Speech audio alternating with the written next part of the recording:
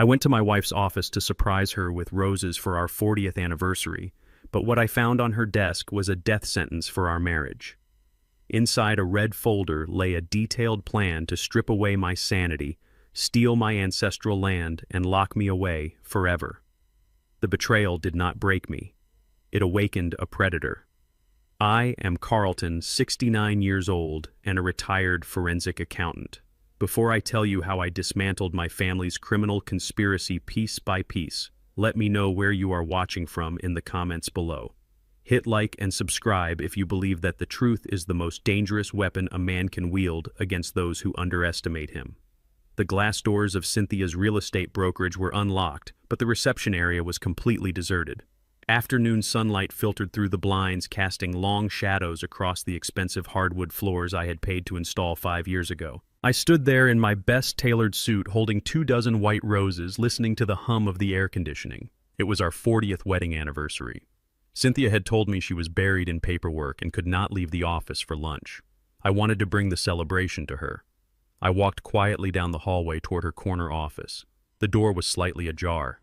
I pushed it open, expecting to find her glued to her monitor. The room was empty. Her leather chair was pushed back. A half-empty cup of black coffee sat next to her keyboard. I stepped inside to place the roses on her desk. That was when I saw it.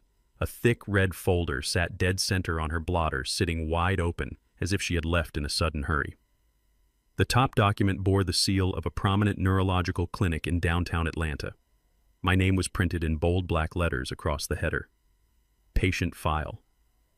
I felt a cold knot form in my stomach. I do not have a neurologist. I am in perfect health. I set the roses down on a side table and leaned over the desk. My eyes scanned the medical evaluation. The diagnosis jumped off the page and hit me like a physical blow. Stage 2 dementia, severe cognitive decline, unfit to manage financial affairs. The doctor's notes detailed fabricated incidents of me wandering the neighborhood and forgetting my own son's name. My breath caught in my throat. I turned the page. The next document was a draft of a quitclaim deed. It outlined the transfer of my family's ancestral property, 300 acres of prime real estate in rural Georgia, directly into a limited liability company. I looked at the name of the company. It was registered to Megan, my son Xavier's new wife. The puzzle pieces violently snapped together. They were planning to have me declared legally incompetent so they could steal the land my grandfather had worked his entire life to secure. I did not panic. I did not scream.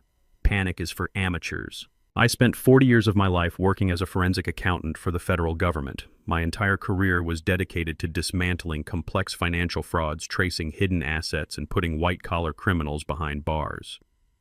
I know what a lie looks like on paper. I picked up the medical report and held it up to the light. The signature of the neurologist at the bottom of the page was completely wrong. The pen pressure was entirely uniform, indicating a slow, careful tracing rather than a fluid signature. The clinic stamp was slightly pixelated around the edges. It was a high-quality color photocopy, not an original ink stamp. They had scanned a real document, altered the text, and printed it out on heavy stock paper. I moved to the quitclaim deed. Attached to the back was a sheet of tracing paper with several attempts at forging my signature. Xavier's handwriting was recognizable in the sharp slanted strokes trying to mimic my cursive. My own son was practicing how to steal my legacy. They viewed me as an expiring resource. They thought my age made me an easy target, a blind old fool who would quietly fade away while they picked my bones clean. They severely miscalculated. My mind is sharper than it has ever been. My career taught me that every criminal makes a mistake out of greed. I stared at the paper trail of their treason. The sheer audacity of their plan was matched only by their sloppy execution. They had left the murder weapon sitting right on the desk.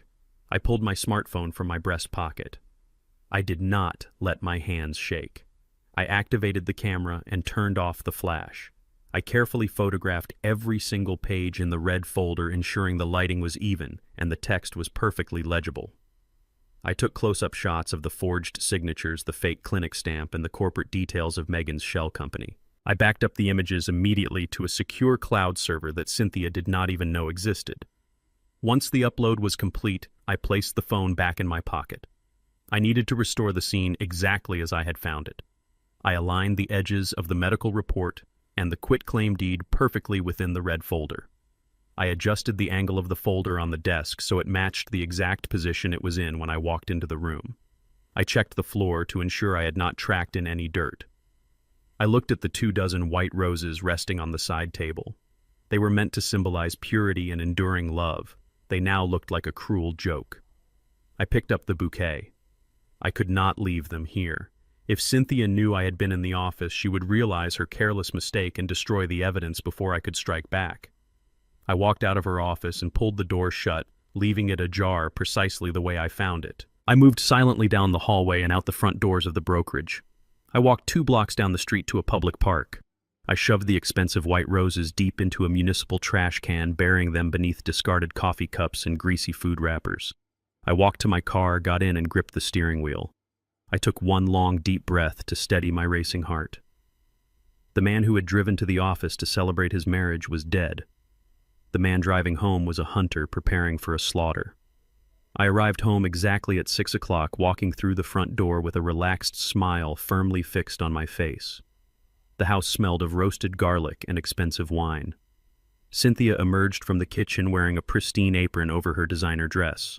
She kissed my cheek and poured me a glass of sparkling water. We sat down at the formal dining table. She served me a generous portion of glazed salmon, her voice dripping with artificial sweetness as she asked about my day. I played the part perfectly. I told her I had spent the afternoon reading in the study and lost track of time. She smiled, reaching across the table to pat my hand gently. Her eyes locked onto mine with a look of deep, rehearsed concern. She said she had been noticing how forgetful I was getting lately. She mentioned the misplaced keys last week and the time I forgot to pay the utility bill. She leaned in closer and squeezed my fingers. She announced that she had taken the liberty of booking me an appointment with a specialist next Tuesday just to make sure my mind was staying sharp.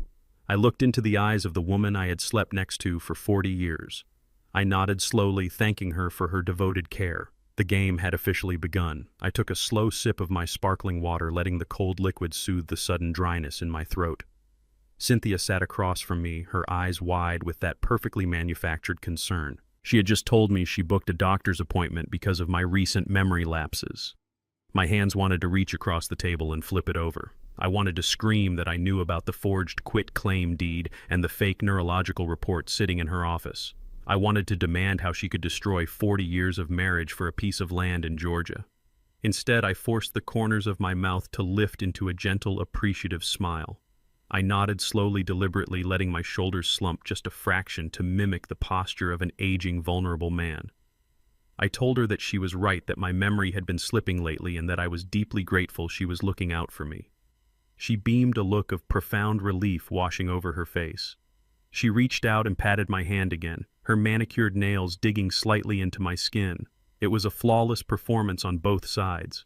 I was looking at a total stranger, a predator wearing the face of my wife. Every instinct in my body screamed at me to confront her right then and there, but a forensic accountant knows that you never show your hand until you have absolute proof. The trap was set, and I was going to let her walk right into it. The most dangerous thing you can do to a criminal is let them know they are being investigated. I chose the deadly weapon of silence. The doorbell rang at exactly 7 o'clock. Xavier and Megan breezed into the house, bringing with them a bottle of cheap wine and an air of unbearable arrogance. My son wore a tailored suit paid for by one of his many failed startup ventures, while Megan wore a designer dress that cost more than her car. They kissed Cynthia's cheek and offered me brief, patronizing smiles. We moved to the living room for pre-dinner drinks. That was when the psychological warfare officially began.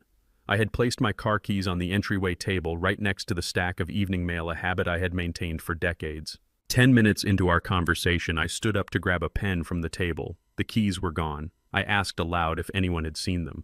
Xavier immediately exchanged a knowing, tragic look with his mother. He stood up and slowly walked over to the armchair I had been sitting in.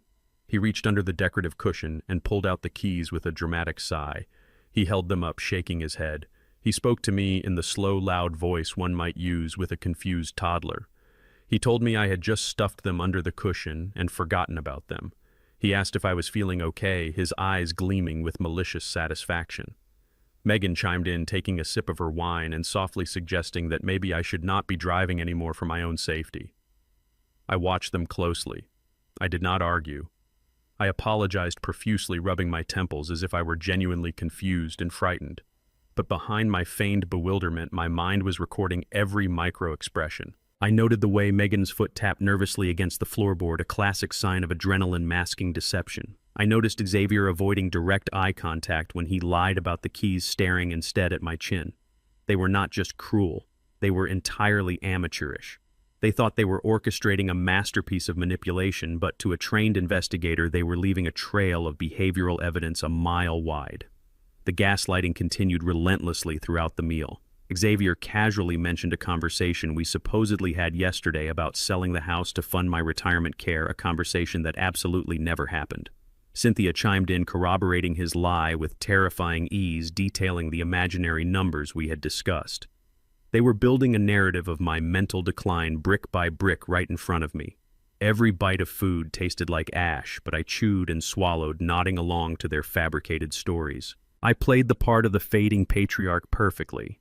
I let them believe they held all the power. I let them think they were the brilliant architects of my demise. They had no idea they were simply digging their own graves. I excused myself from the table, claiming I needed to use the restroom to wash my hands. I walked down the hall, my posture instantly straightening the moment I was out of their line of sight. The hunched shoulders disappeared, replaced by the rigid spine of a man preparing for war. Earlier that afternoon, right after finding the red folder in Cynthia's office, I had stopped at an electronics store. I purchased a state-of-the-art micro-surveillance camera no larger than a button, equipped with night vision motion sensors and direct streaming to my secure phone.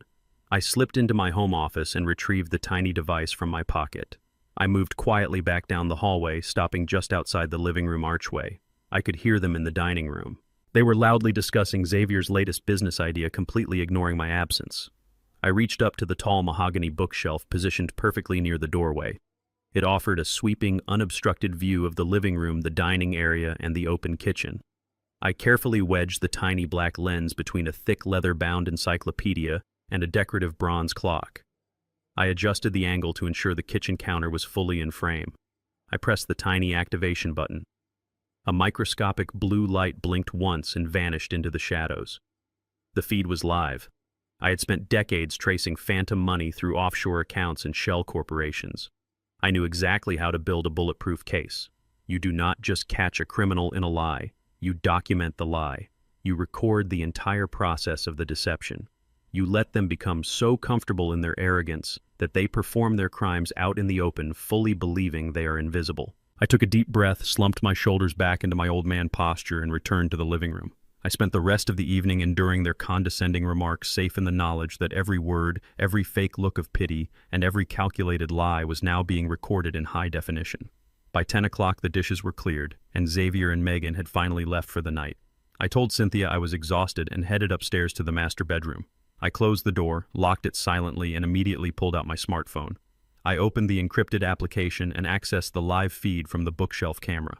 The high-definition image filled my screen in crisp detail. I saw Cynthia standing alone in the kitchen, illuminated by the soft glow of the under-cabinet lights. She was preparing our nightly cups of chamomile tea, a ritual we had shared for over 20 years. I watched intently as she checked over her shoulder, ensuring she was entirely alone. She reached into the pocket of her pristine apron and pulled out a small, unmarked plastic bag. She extracted a single white pill. She placed it on the marble counter and used the back of a heavy metal spoon to crush it into a fine powder. She swept the powder directly into my favorite blue ceramic mug. She poured the hot water, stirred it thoroughly until the water turned cloudy, and placed the mug on a silver serving tray. My blood ran completely cold. She was not just trying to steal my ancestral property and lock me in a nursing home. She was actively drugging me to make her lies become a reality. I watched the screen as Cynthia picked up the silver tray and walked out of the kitchen. A few seconds later, my bedroom door creaked open. I quickly turned off my phone screen and slid it under my pillow. She walked in with a soft, affectionate smile, carrying the mug of poison. She handed it to me, whispering that the chamomile would help me sleep deeply through the night. I thanked her, maintaining steady eye contact as I took the warm mug from her hands. I told her I would drink it right after I finished reading the final chapter of my book.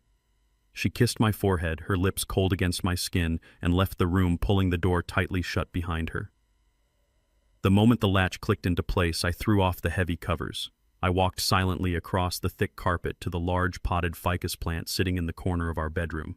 I poured the entire contents of the mug directly into the dark, thirsty soil. I made sure to leave just a few drops at the bottom of the cup for absolute authenticity. I placed the empty mug squarely on my nightstand where she would easily see it. I lay back down in the bed, closed my eyes, and deliberately slowed my breathing. I let my chest rise and fall in a heavy, rhythmic pattern. When Cynthia peeked into the room an hour later, standing motionless in the doorway to check her work, I was playing the role of a heavily sedated, helpless old man to absolute perfection. The next morning, the supposed effects of the drug gave me the perfect excuse to act sluggish and disoriented. Cynthia drove me to the clinic in downtown Atlanta, holding my arm with fake tenderness as we walked into the lobby. Dr. Miller was a smooth-talking man in his late 40s, sporting a forced smile that never quite reached his cold, calculating eyes. He welcomed us into his polished, high-end office and immediately asked Cynthia to wait outside in the reception area. The moment the heavy oak door closed, I casually reached into my breast pocket and pressed the record button on my digital audio pen. Dr. Miller began the evaluation. It became immediately clear that this was not a legitimate medical exam. It was an aggressive interrogation specifically designed to trap me into sounding incompetent. He asked me to count backward from 100 by sevens, intentionally interrupting me to break my concentration. He asked me to recall a sequence of 5 words he claimed he had told me a few minutes ago, words he had absolutely never spoken. I played along flawlessly. I stumbled over the simple math. I acted highly frustrated and confused. I looked down at the floor, projecting the tragic image of a man whose mind was rapidly slipping away into the darkness. But while my posture was defeated, my eyes were actively scanning every single detail of him in his office. That was when I noticed his left wrist resting on the desk. He was wearing a platinum Patek Philippe watch. A forensic accountant is trained to notice wealth, but more importantly, we are trained to spot the desperate, crumbling illusion of wealth. The edges of his crisp white medical coat were slightly frayed at the cuffs. The soles of his expensive leather shoes were worn completely thin at the edges. A man making a legitimate, stable doctor's salary does not wear a watch worth $100,000 while neglecting basic everyday wardrobe maintenance. He only does that if he is drowning in debt to maintain a fabricated lifestyle. He was living entirely on credit, stretching his finances to the absolute breaking point. Miller finally wrapped up the session, scribbling notes onto his pad with a heavy, dramatic hand. He spoke to me in a sickeningly patronizing tone, telling me not to worry about a thing and that he would discuss a comprehensive long-term care plan directly with my wife. I thanked him with a perfectly trembling voice, stood up slowly, and shuffled my feet as I walked out of the office. I had given him exactly what he wanted, a documented performance of severe cognitive decline. But I walked out of that building with a pristine, high-definition audio recording of a licensed medical professional deliberately administering a fraudulent evaluation to steal an old man's freedom. Cynthia dropped me off at home shortly after claiming she had an urgent client meeting and needed to rush back to her brokerage. The house was completely empty. I dropped the sluggish act the second her car pulled out of the driveway. I walked straight to my secure study on the second floor and locked the heavy wooden door. I booted up my fully encrypted laptop. I did not need a police search warrant to find the truth. The internet leaves a permanent, undeniable financial footprint if you know exactly where to look. I ran Dr. Miller's full legal name through public tax records, property deeds, and civil court filings across 3 different counties. Within 45 minutes, I had completely mapped out his miserable financial existence. The picture was even more pathetic than I had initially suspected. Miller was practically bankrupt. He was drowning in 2 separate massive alimony payments, his private practice was hemorrhaging money, and he had a mountain of maxed-out credit card debt. But the golden thread connecting him directly to my wife was cleverly hidden inside a commercial real estate lease agreement. Miller's lavish clinic space was leased through a corporate property management firm. I traced the shell company back to its primary owner. It was Cynthia. He was currently 6 months behind on his commercial rent, owing her firm nearly $100,000. The arrangement was terrifyingly clear and brutally simple. Cynthia was forgiving his massive financial debt in exchange for a fabricated medical diagnosis that would allow her to seize total legal control of my entire estate. They were openly conspiring to commit systemic medical fraud and aggravated elder abuse. I systematically downloaded the commercial lease agreements, the official default notices, and the state tax liens. I organized every single document into a secure, heavily encrypted folder, right alongside the audio recording from my pen and the high-definition video of Cynthia drugging my tea. The undeniable evidence against them was compounding rapidly by the hour. They were arrogantly handing me the rope to hang them with piece by piece, document by document. I was deep into cross-referencing Cynthia's personal bank statements when a violent, explosive pounding echoed through the silent house. I glanced at the clock. It was just past midnight. I immediately closed my laptop, securing the files, and moved quietly down the darkened stairs. The banging on the heavy oak front door was frantic, entirely lacking the polite rhythm of a normal visitor. It sounded like pure, unadulterated panic. I unlocked the deadbolt and pulled the door open. Xavier and Megan practically fell forward into the hallway.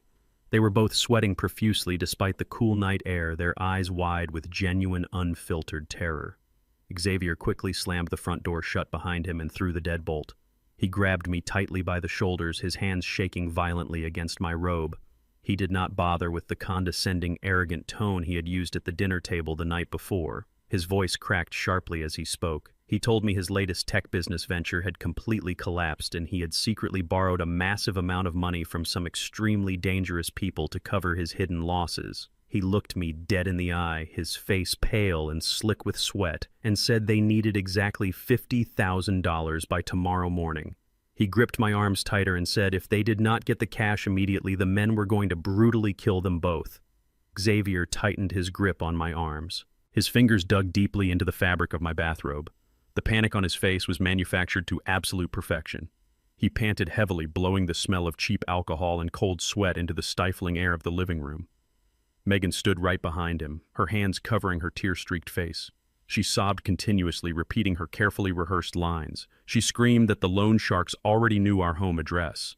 She insisted that they would not hesitate to use brutal violence if they did not receive exactly $50,000 in cash before 8 o'clock tomorrow morning. Xavier dropped to one knee on the hardwood floor.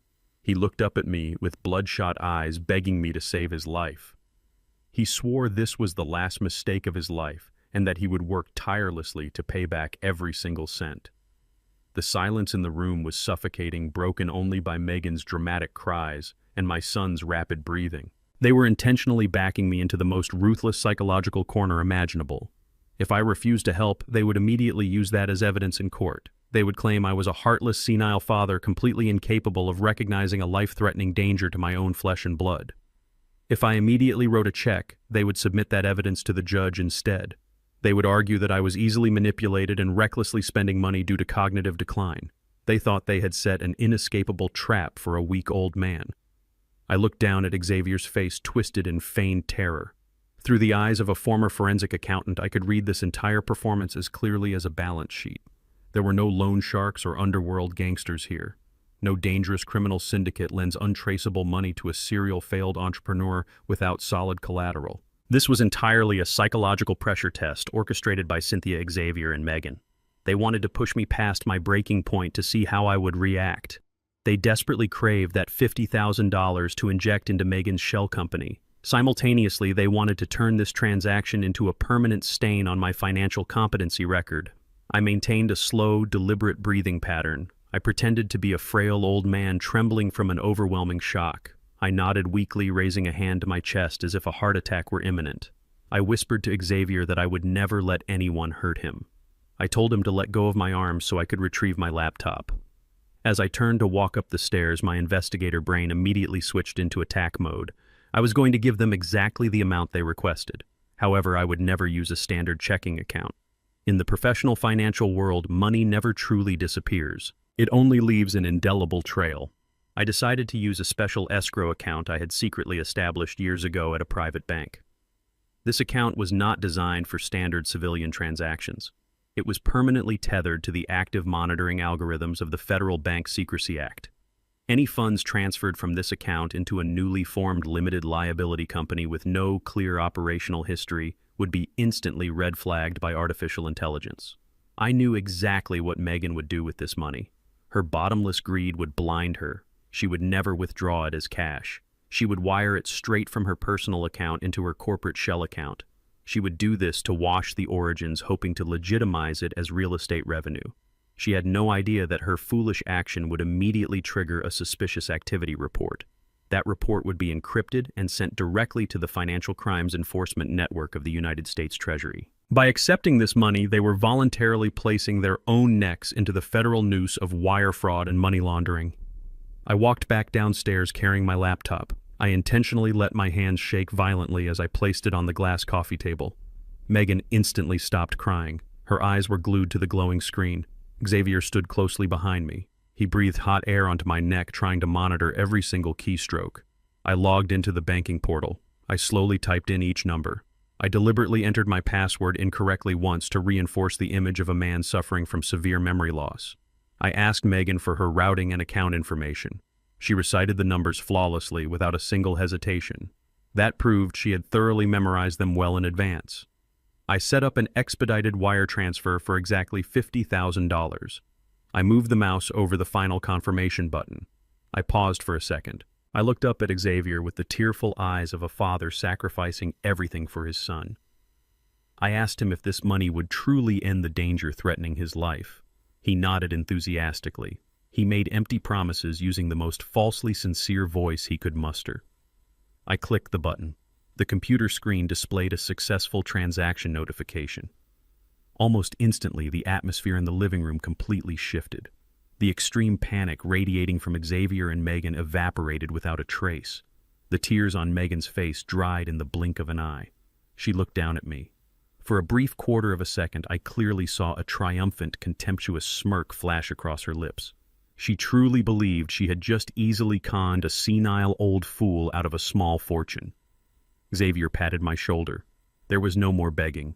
There was only the cold detachment of a man who had achieved his filthy goal. They quickly excused themselves. They claimed they had to leave immediately to meet the loan sharks and settle the debt tonight. The heavy oak door slammed shut, leaving me alone in the dimly lit living room. I stood up straight. All the frailty completely vanished from my body. I had just officially planted a financial time bomb directly into Megan's banking framework. A federal audit process would automatically commence by tomorrow morning. I smiled coldly in the darkness. The game had officially crossed the boundary of cheap family deception and entered the realm of federal felonies. I closed my laptop. I prepared to head upstairs to review the hidden camera footage I had recorded at the fraudulent doctor's office. But just as my foot touched the first step of the staircase, the cell phone in my bathrobe pocket suddenly vibrated aggressively. It was not a standard text message. It was a maximum security alert linked directly to the brokerage firm managing my $2 million retirement fund. I quickly unlocked the screen. A bright red notification glared back at me. The system warned of multiple consecutive failed password attempts trying to access and change the beneficiary identity on my central retirement account. The intelligent security firewall had immediately recorded and traced the IP address of the device attempting this cyber attack. I stared intently at the sequence of numbers displayed on the screen. The blood in my veins began to boil. That specific IP address perfectly matched the internet network at Cynthia's real estate office. While Xavier and Megan were acting out their theatrical play to siphon my cash at home, my wife of 40 years was sitting in her office in the dead of night. She was actively trying to break through my digital locks to steal my entire life savings. My heart pounded against my ribs as I stared at the glaring red security alert illuminating my dark bedroom. Cynthia was actively trying to breach my Vanguard retirement accounts right this second. I did not hesitate for a single moment. I immediately accessed the maximum security portal using my biometric identification and my encrypted master key. I initiated a total freeze on all outbound financial transfers across every single portfolio under my name. I rotated every security credential, wiped all authorized devices, and enabled a strict biometric-only access protocol. I watched the live access log scroll across my laptop screen in real time. I saw 3 more desperate, frantic attempts originating from her office IP address, followed instantly by a final permanent lockout notification. Her cyber attack had completely failed. She was locked out of my $2 million life savings, left sitting alone in her dark office with absolutely nothing to show for her treacherous efforts. I closed the laptop slowly, a cold and heavy sense of satisfaction settling deeply over me. The war had officially escalated beyond our household walls, and it was now time for me to secure the physical battlefield.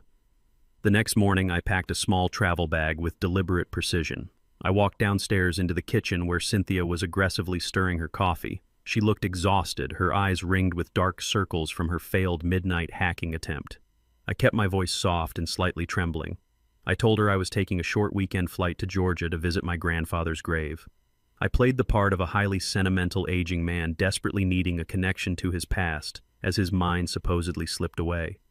She barely looked up from her tablet, dismissing my trip with a careless wave of her hand and a fake tight-lipped smile. 2 hours later, I was seated on a direct flight to Atlanta, leaving the toxic atmosphere of my home far behind. Upon landing, I rented an unmarked black sedan and drove straight to my family's ancestral property located in the rural outskirts of the state. I parked my vehicle half a mile away on a hidden dirt road and walked silently through the dense, familiar woods. As I crested the final grassy hill overlooking the valley, the horrifying reality of their unhinged greed hit me like a physical blow. A massive yellow excavator was aggressively tearing through the rich topsoil, violently uprooting ancient oak trees that had stood proudly on my family's land for over a century. A large commercial construction trailer sat anchored near the property line, bearing the bold logo of a contracting company owned entirely by Megan's older brother.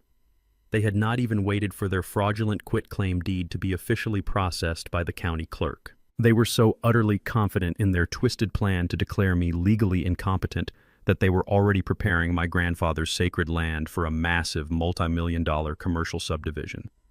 I stood perfectly hidden in the thick tree line, watching the heavy machinery desecrate my family heritage. I did not shout in anger. I did not run down the hill to stop them. A forensic accountant does not stop a massive crime in progress if letting the crime continue guarantees a significantly longer federal prison sentence for the perpetrators. I pulled out my secure smartphone and recorded a continuous high-definition video of the illegal construction site. I clearly captured the company logos, the license plates of the commercial trucks, and the faces of the equipment operators tearing up the earth. I secured the video, turned around, and walked back to my car in absolute deadly silence. I drove directly back into the bustling heart of the city to a highly discreet, heavily guarded office building. Howard Kaplan, my personal attorney and oldest confidant, was waiting patiently for me in his private suite. Howard is a legal shark who specializes in aggressive asset protection and corporate warfare. I placed my laptop on his polished mahogany desk and systematically showed him everything. I displayed the high-resolution photos of the forged medical report, the fake quitclaim deed, the damning audio recordings of the corrupt doctor, and the fresh video of the excavators illegally destroying my land. Howard did not say a single word until he had meticulously reviewed every single piece of digital evidence. When he finally looked up, his eyes were cold, sharp, and entirely devoid of mercy. We immediately activated the ultimate legal weapon. 20 years ago, long before Xavier ever met Megan, I had placed the entire Georgia property into a highly classified, irrevocable trust. I am not the legal owner of that land. The federal trust is the sole proprietor. My signature on any property transfer document is legally meaningless and entirely void. By forging my name and transmitting that fraudulent deed across state lines using electronic networks, they were actively committing federal wire fraud. By moving heavy construction equipment onto protected land they did not own, they were committing felony criminal trespass and severe malicious property destruction. Howard immediately began drafting the federal injunctions and preparing the explosive evidence binders for the Federal Bureau of Investigation and the state prosecutor. We were not just going to stop their construction project. We were going to systematically annihilate their entire financial and personal futures. I caught a late evening flight back home, feeling the heavy weight of a loaded legal gun resting securely in my pocket, completely invisible but perfectly primed to fire. I arrived at my house just past 10 o'clock at night. I unlocked the heavy front door and stepped into the quiet hallway. My large leather suitcase, the expensive one I always used for extended vacations, was sitting violently overturned in the dead center of the foyer floor. All of my winter coats, heavy boots, and personal belongings had been carelessly thrown out of the hall closet and scattered across the hardwood. I walked slowly into the living room. Xavier and Megan were sitting comfortably on my couch, completely surrounded by massive cardboard moving boxes and packing tape. Megan looked at me with a sickeningly sweet, triumphant smile, holding a large glass of my most expensive vintage wine. Xavier stood up immediately, crossing his arms tightly over his chest. He looked me dead in the eye and announced that given my rapidly deteriorating mental condition, they had decided it was no longer safe for me to live alone with Cynthia. He told me they were officially moving in tonight. I stood frozen in the center of my living room, staring at my expensive leather suitcase lying violently overturned on the hardwood floor.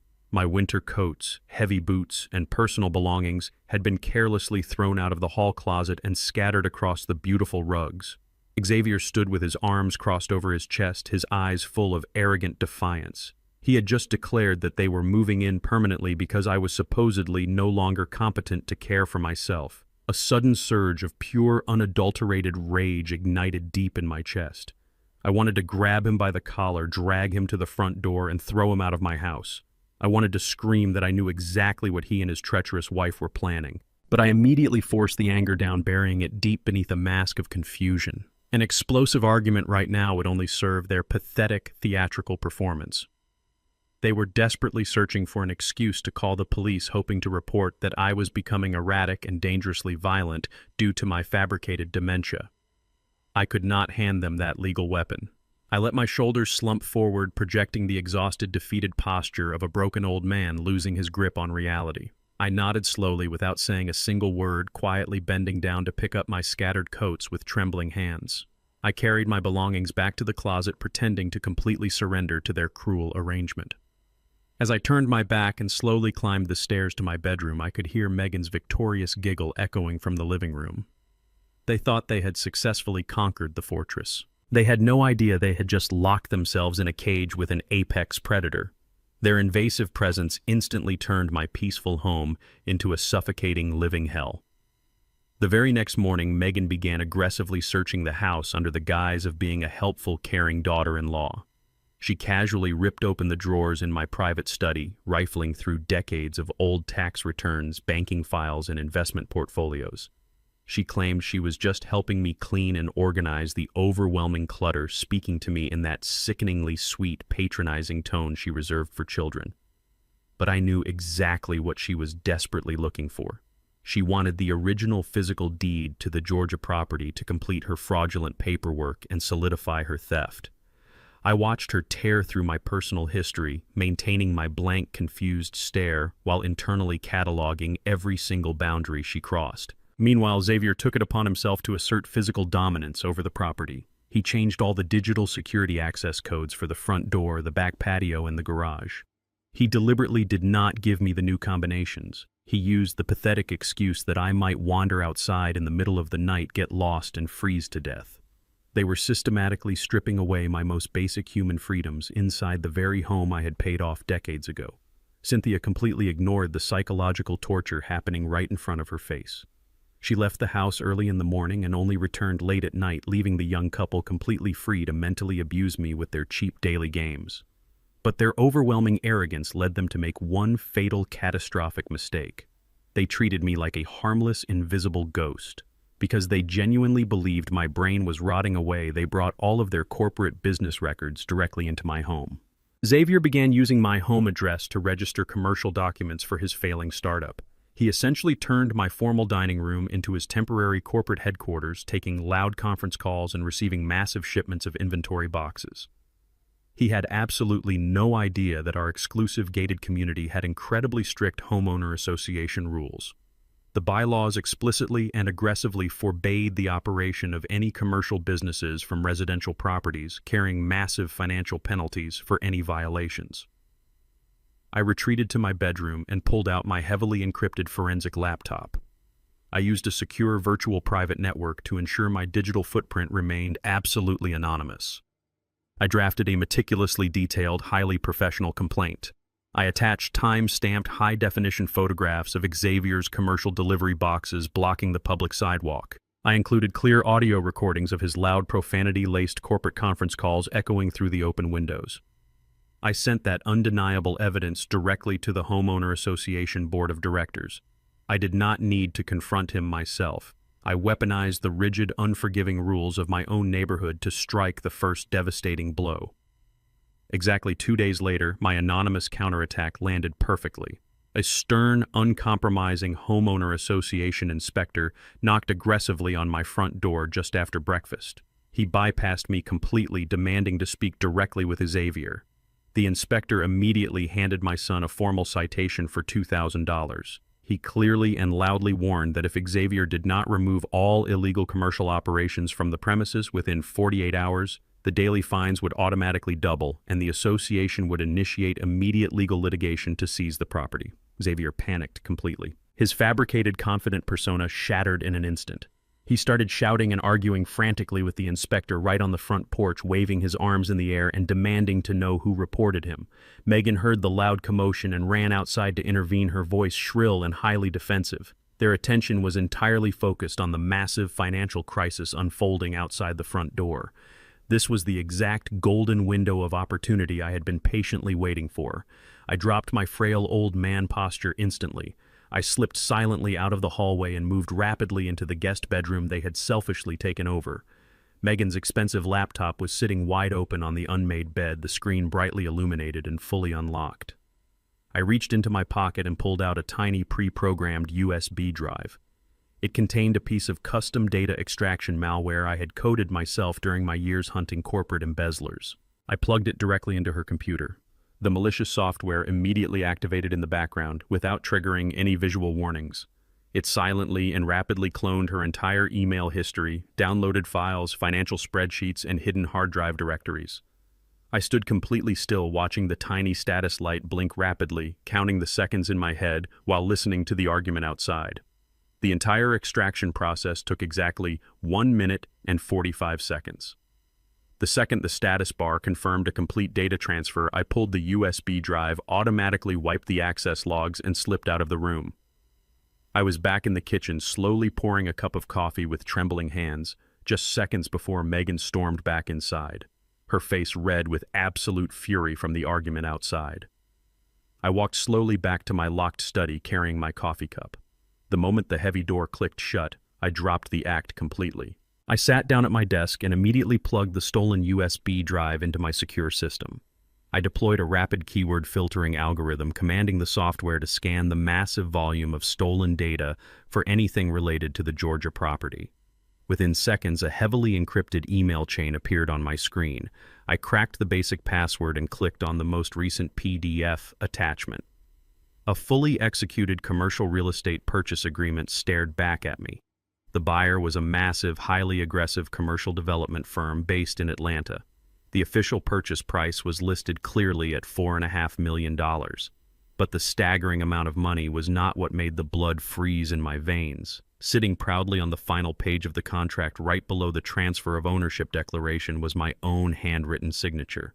It had been flawlessly copied and forged, complete with a fraudulent state notary stamp. They were not just preparing to steal my land in the future. They had already officially sold my family's entire legacy. I stared at the forged signature on the screen, letting the reality of their crime wash over me. The initial wave of shock quickly hardened into an icy, impenetrable resolve. They had actually done it. They had executed a fraudulent commercial real estate contract using my name. This was no longer just a greedy family dispute over an inheritance. This was aggravated identity theft and felony forgery on a multi-million-dollar scale. The fake notary stamp pressed next to my copied signature was the final nail in their legal coffin. They were so blinded by the promise of $4.5 million that they completely ignored the catastrophic legal consequences of their actions. I carefully saved the encrypted file and backed it up to my secure cloud server. I did not feel an ounce of pity for them. They had dug their own graves with their insatiable greed. Now it was time for me to start pushing the dirt back in. My focus shifted from the idiotic children playing at corporate crime to the true mastermind orchestrating this entire nightmare. It was time to deal with my wife. The next morning, Cynthia abruptly escalated her timeline. She realized that the fake medical evaluation was not enough to instantly hand her the legal control she desperately needed to finalize the Georgia land sale. She needed a medical power of attorney signed and witnessed immediately. To manufacture the urgency, she began a calculated, highly public smear campaign against me right in our own front yard. I stood by the living room window and watched her lean over the white picket fence, sobbing hysterically to our longtime neighbor, Mrs. Gable. Cynthia dramatically wiped away fake tears, claiming that I had become aggressive and dangerously unpredictable during the night. She lied through her teeth, telling the neighborhood that she feared for her physical safety and desperately needed the legal authority to place me in a secure memory care facility before I hurt someone. Mrs. Gable patted Cynthia's shoulder sympathetically, completely buying into the tragic performance of the devoted, suffering wife. I turned away from the window, feeling a sickening wave of disgust. Cynthia came back inside an hour later, slamming a thick stack of legal documents onto the kitchen counter. She shoved a pen toward me and demanded I sign the medical power of attorney right then and there. I played the bewildered, frightened old man. I told her my hands were shaking too badly to hold the pen and begged her to let me rest until tomorrow. She rolled her eyes, grabbed the papers, and hissed that I was running out of time. She had no idea how right she was. The moment she left for her brokerage, I returned to my locked study. I had already gathered the evidence of her bribing the corrupt doctor, but I needed to completely destroy her professional foundation. I dove deep into her real estate firm's public financial filings, cross-referencing them with the private banking statements I had secured earlier. It did not take long for a forensic accountant to find the rotting core of her business. Cynthia had been illegally commingling her clients' earnest money deposits with her personal operating accounts to fund her lavish lifestyle and cover Xavier's massive business debts. It is one of the most severe, unforgivable violations a licensed broker can commit. I systematically compiled every manipulated ledger, every illegal wire transfer, and every forged bank reconciliation. I organized the explosive evidence into a highly detailed, undeniable digital dossier. I drafted a formal anonymous complaint outlining exactly how she was defrauding her clients and violating state financial regulations. I attached the mountain of irrefutable proof. I pressed send, routing the encrypted package directly to the primary investigative division of the State Real Estate Commission. The fuse was officially lit. I did not stay at the house to wait for the fallout. I wanted a front row seat to her professional execution. I drove downtown and parked 2 blocks away from Cynthia's high-end real estate brokerage. I walked into a small, unassuming coffee shop situated directly across the street from her office building. I ordered a black coffee, took a seat by the large front window, and simply waited. The State Real Estate Commission does not play games when it receives concrete proof of massive financial commingling. Less than 2 hours later, 3 unmarked black vehicles pulled up aggressively to the curb right in front of her building. 4 severe-looking state investigators stepped out, accompanied by 2 uniformed local police officers. They did not knock politely. They marched straight through the glass front doors with the focused intensity of a tactical strike team. I took a slow sip of my coffee, watching the chaos unfold through the large pane of glass. Within minutes, I could see panicked employees being ushered out of the building, clutching their personal belongings. Then the investigators began taping official bright orange notices across the inside of the floor-to-ceiling windows. They were formal cease and desist orders suspending the firm's operating license effective immediately. They were locking down the entire premises to seize the servers and secure the physical financial records. Cynthia was trapped inside, completely surrounded by federal and state authorities demanding answers for the massive holes in her escrow accounts. Her pristine, carefully constructed image of a successful, wealthy business owner was being violently ripped to shreds in broad daylight. She was losing her license, her reputation, and her primary source of fraudulent income, all at the exact same time. I finished my coffee, stood up, and walked out of the shop. My work there was done. I walked back to my car with a steady, relaxed stride. I felt an incredible sense of clarity. For decades, Cynthia had used that brokerage to project an aura of superiority and untouchable wealth. She used it to belittle my stable, quiet career as a government employee. Now the very institution she used to feed her massive ego was the exact instrument of her downfall. I drove back to our quiet suburban neighborhood, enjoying the smooth hum of the engine and the bright afternoon sun. I knew exactly what was coming next. A cornered animal is always the most dangerous, and Cynthia had just been backed into a corner with absolutely no way out. I was sitting calmly in the living room chair reading a book when the front door flew open with terrifying force. Cynthia burst into the hallway like a hurricane of absolute panic and rage. Her designer dress was wrinkled, her hair was completely disheveled, and her makeup was smeared across her face. She was practically hyperventilating. She did not even look at me. She screamed at the top of her lungs, her voice echoing violently up the stairwell, demanding that Xavier and Megan get downstairs immediately. The 2 of them came rushing down the steps, their faces pale with shock at the sight of her completely unhinged state. Cynthia paced back and forth across the hardwood floor, waving her hands erratically. She screamed that the state had just raided her office, frozen her operating accounts, and suspended her broker's license indefinitely. She looked at her son and her daughter-in-law with wild, desperate eyes. She told them they were completely out of time and out of money. She declared that they could no longer wait for the standard legal process. Tonight was the night they were going to end this permanently and take total control of my life. I did not stay in the living room to entertain her psychotic breakdown. I quietly slipped away while they were busy panicking and locked myself inside my upstairs study. I did not turn on a single light. The room was pitch black, illuminated only by the faint cold glow of my laptop screen casting long shadows against the walls. I reached into the bottom drawer of my heavy oak desk, pulled out a pair of professional-grade noise-canceling headphones, and plugged them directly into my secure audio port. I opened the encrypted surveillance application and tapped into the hidden micro camera I had planted in the kitchen earlier that week. The high-definition video feed buffered for a split second before displaying the three of them gathered around the massive marble island. They looked exactly like a syndicate of cornered rats frantically searching for a way out of a sinking ship. The audio transmission was incredibly crisp and clear. I could hear Cynthia's ragged, uneven breathing as she poured herself a massive glass of scotch. Her hands were shaking so violently that the heavy crystal decanter repeatedly clinked against the rim of her glass, spilling amber liquid across the pristine countertop. Xavier and Megan stood on the opposite side of the island, their faces pale and drawn tight with severe anxiety. I sat back in my leather chair, perfectly hidden in the secure shadows of my own home, and listened to my own family actively plot my ultimate destruction. Cynthia slammed her empty glass onto the counter with a loud crack. She did not even bother whispering. She told them the state financial investigators had completely locked down her brokerage, seized all physical files, and frozen every single operating account under her name. She admitted out loud that she had been illegally borrowing client earnest money funds to float Xavier's continuously failing businesses, and now the state had absolute, irrefutable proof of her massive embezzlement. Megan gasped loudly, her hands flying to her mouth in genuine shock. Xavier paced the kitchen floor like a caged animal, furiously running his hands over his head. He demanded to know what they were going to do to avoid federal prison.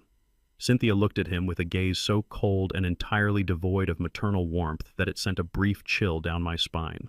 She stated firmly that there was only one way out of this massive financial crater. They needed immediate, unrestricted access to my $2 million retirement portfolio and the absolute legal authority to finalize the sale of the Georgia property by the end of the week. Megan stammered aggressively, pointing out that the commercial real estate firm in Atlanta was demanding the original deed and a physically verified signature before they would ever release the $4.5 million. Cynthia leaned heavily against the marble island, her eyes darting back and forth. She lowered her voice to a venomous, sharp whisper. She declared that they were no longer going to wait for the slow standard legal process to declare me incompetent.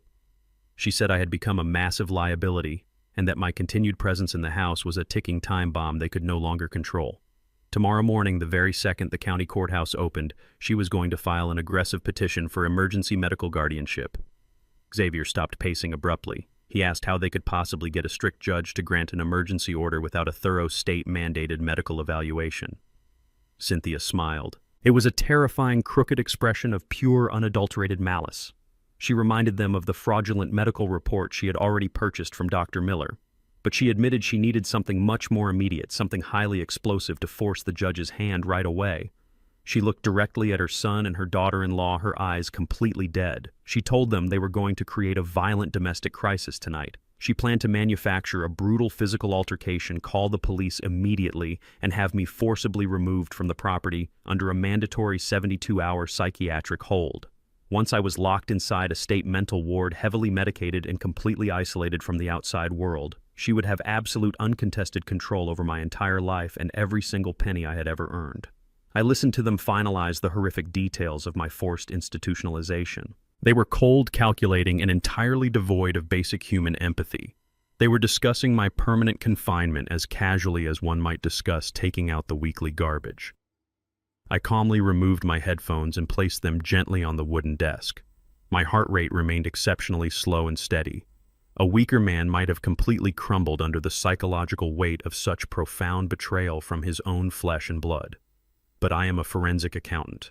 I have spent my entire adult life thriving in the cold, hard reality of undeniable facts and documented evidence. I opened the encrypted master folder on my desktop and began the final methodical review of my legal arsenal. I systematically checked the high-definition video of Cynthia crushing the heavy sedative into my evening tea. I verified the pristine audio recording of Dr. Miller conducting his entirely fraudulent manipulated medical evaluation while wearing a watch he could not afford. I reviewed the downloaded commercial lease agreements definitively proving the financial extortion occurring between my wife and the corrupt physician. I opened the digital file containing the fake quitclaim deed bearing my poorly forged signature right alongside the damning data extraction from Megan's computer proving federal wire fraud. Finally, I opened the digital copy of the irrevocable trust documents provided by my aggressive attorney, Howard Kaplan. The federal paperwork definitively proved that I did not even legally own the Georgia property they were so desperately trying to steal. I compiled every single piece of evidence into a chronologically organized, highly secure digital binder. I sent a duplicated, heavily encrypted copy directly to Howard's private server with a prearranged authorization code. The trap was now fully constructed, armed, and ready to snap shut with bone-crushing force. I had given them every conceivable opportunity to walk away from this madness, but their bottomless greed had pushed them far past the point of no return. I closed my laptop, plunging the study back into complete silent darkness. I stood up from my desk and stretched my legs slowly. It was time for me to go downstairs and play my designated role in their little theatrical production. I unlocked my study door and stepped quietly into the hallway. I expected to hear them moving around downstairs, carefully setting the stage for their manufactured crisis. I walked slowly down the stairs, heading straight for the kitchen to get a glass of water and wait for their opening move. I had barely reached the bottom step of the staircase when the heavy oak front door was suddenly thrown open with incredible violence. I expected to see Cynthia standing there ready to initiate her fabricated argument and fake an injury. Instead, a blinding array of red and blue emergency lights violently illuminated the dark foyer through the large front windows. The deafening, piercing wail of multiple police sirens shattered the quiet suburban night, shutting off abruptly as heavy vehicles aggressively boxed in our concrete driveway. I stood completely frozen at the base of the stairs. I had miscalculated her desperate timeline. She had not waited for me to come downstairs to start an argument. She had already executed the final phase of her plan while I was reviewing the files. 2 heavy police patrol vehicles were parked horizontally across my front lawn, their high beams shining directly into my house. Cynthia came sprinting out of the kitchen, her blouse intentionally torn at the collar and her face bearing fresh, self-inflicted scratch marks. She charged straight past me and threw herself out the open front door. She collapsed dramatically onto the concrete front porch, sobbing hysterically into the cool night air. She pointed a violently trembling finger back into the dimly lit house, screaming at the top of her lungs to the approaching armed officers. She yelled that her husband had completely lost his mind, that I was currently holding a massive meat cleaver, and that I was threatening to butcher the entire family in cold blood. The heavy oak front door did not just open. It was violently kicked inward, the deadbolt shattering wood as it gave way to brute force. 3 police officers surged into my foyer with their service weapons drawn and tactical flashlights blinding my vision. They moved with the aggressive, adrenaline-fueled precision of a tactical unit responding to a violent hostage situation. Laser sights danced wildly across the walls before settling directly on my chest.